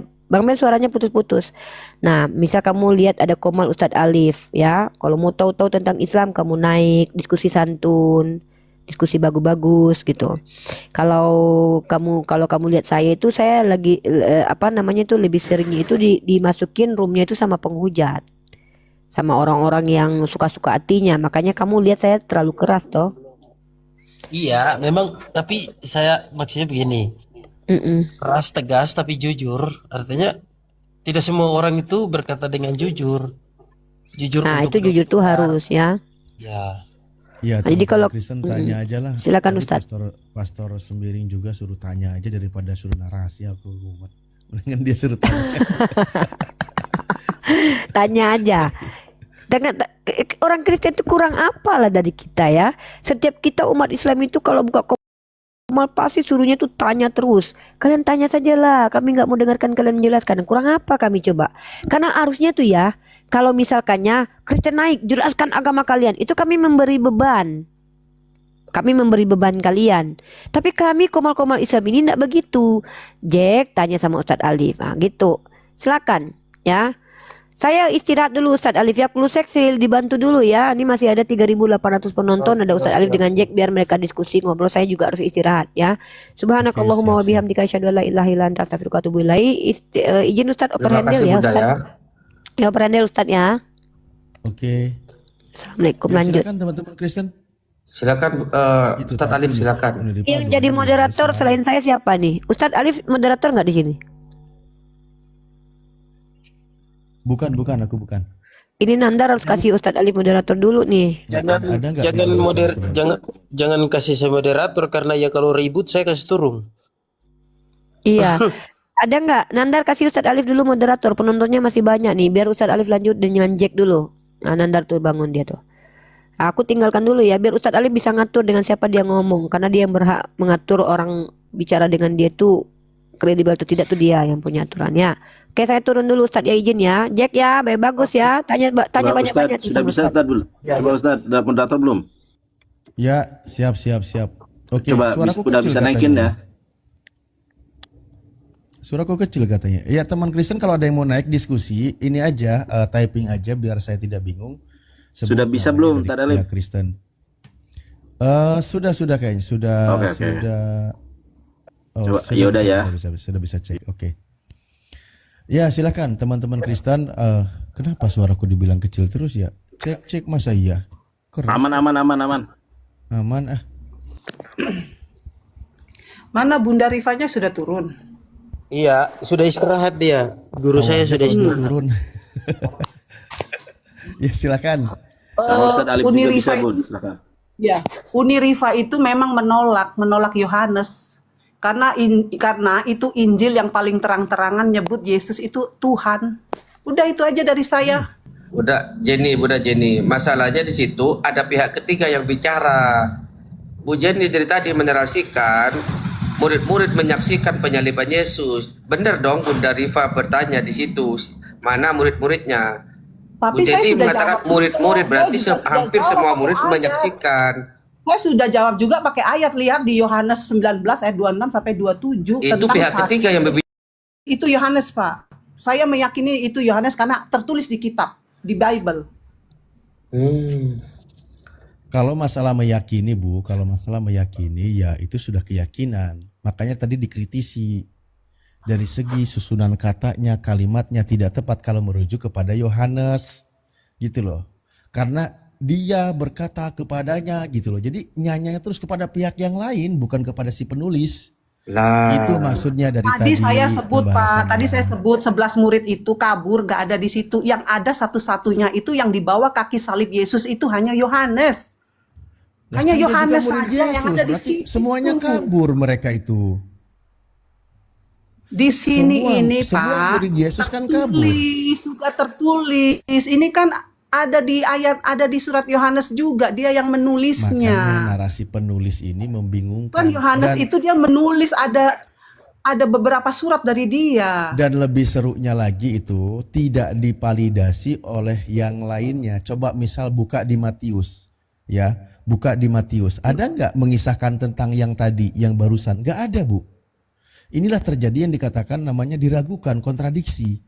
Kalau membuka di Matius, bahkan dia itu Maria itu melihat dari jauh.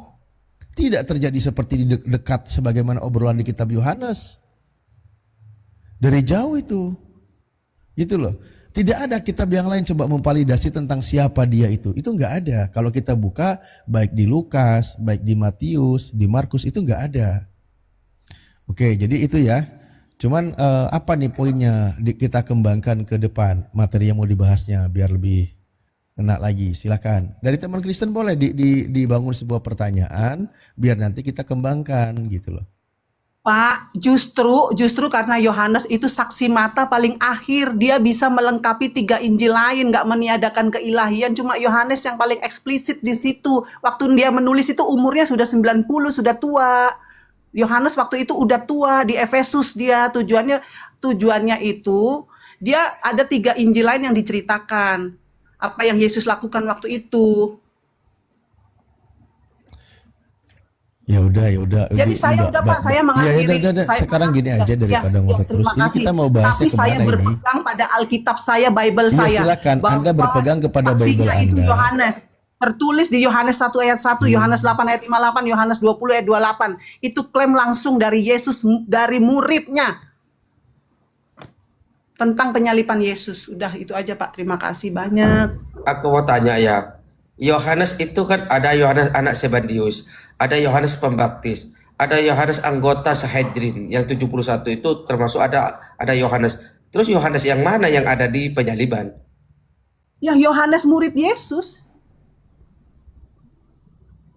Murid-murid itu kan sudah pergi. Sudahlah Pak, Mana nggak usah datanya Itu kalau memang dia Yohanes makanya murid tadi Yesus? Bang. Saya udah kita tadi udah bilang. bilang murid Yesus yang dikasihi. Mereka Murid Yesus semuanya kabur. Tadi ada yang ngomong Petrus tuh ayatnya di mana? Kalau itu Petrus ayatnya di mana? Saya mau buka di Alkitab saya kalau murid yang dikasihi itu Petrus.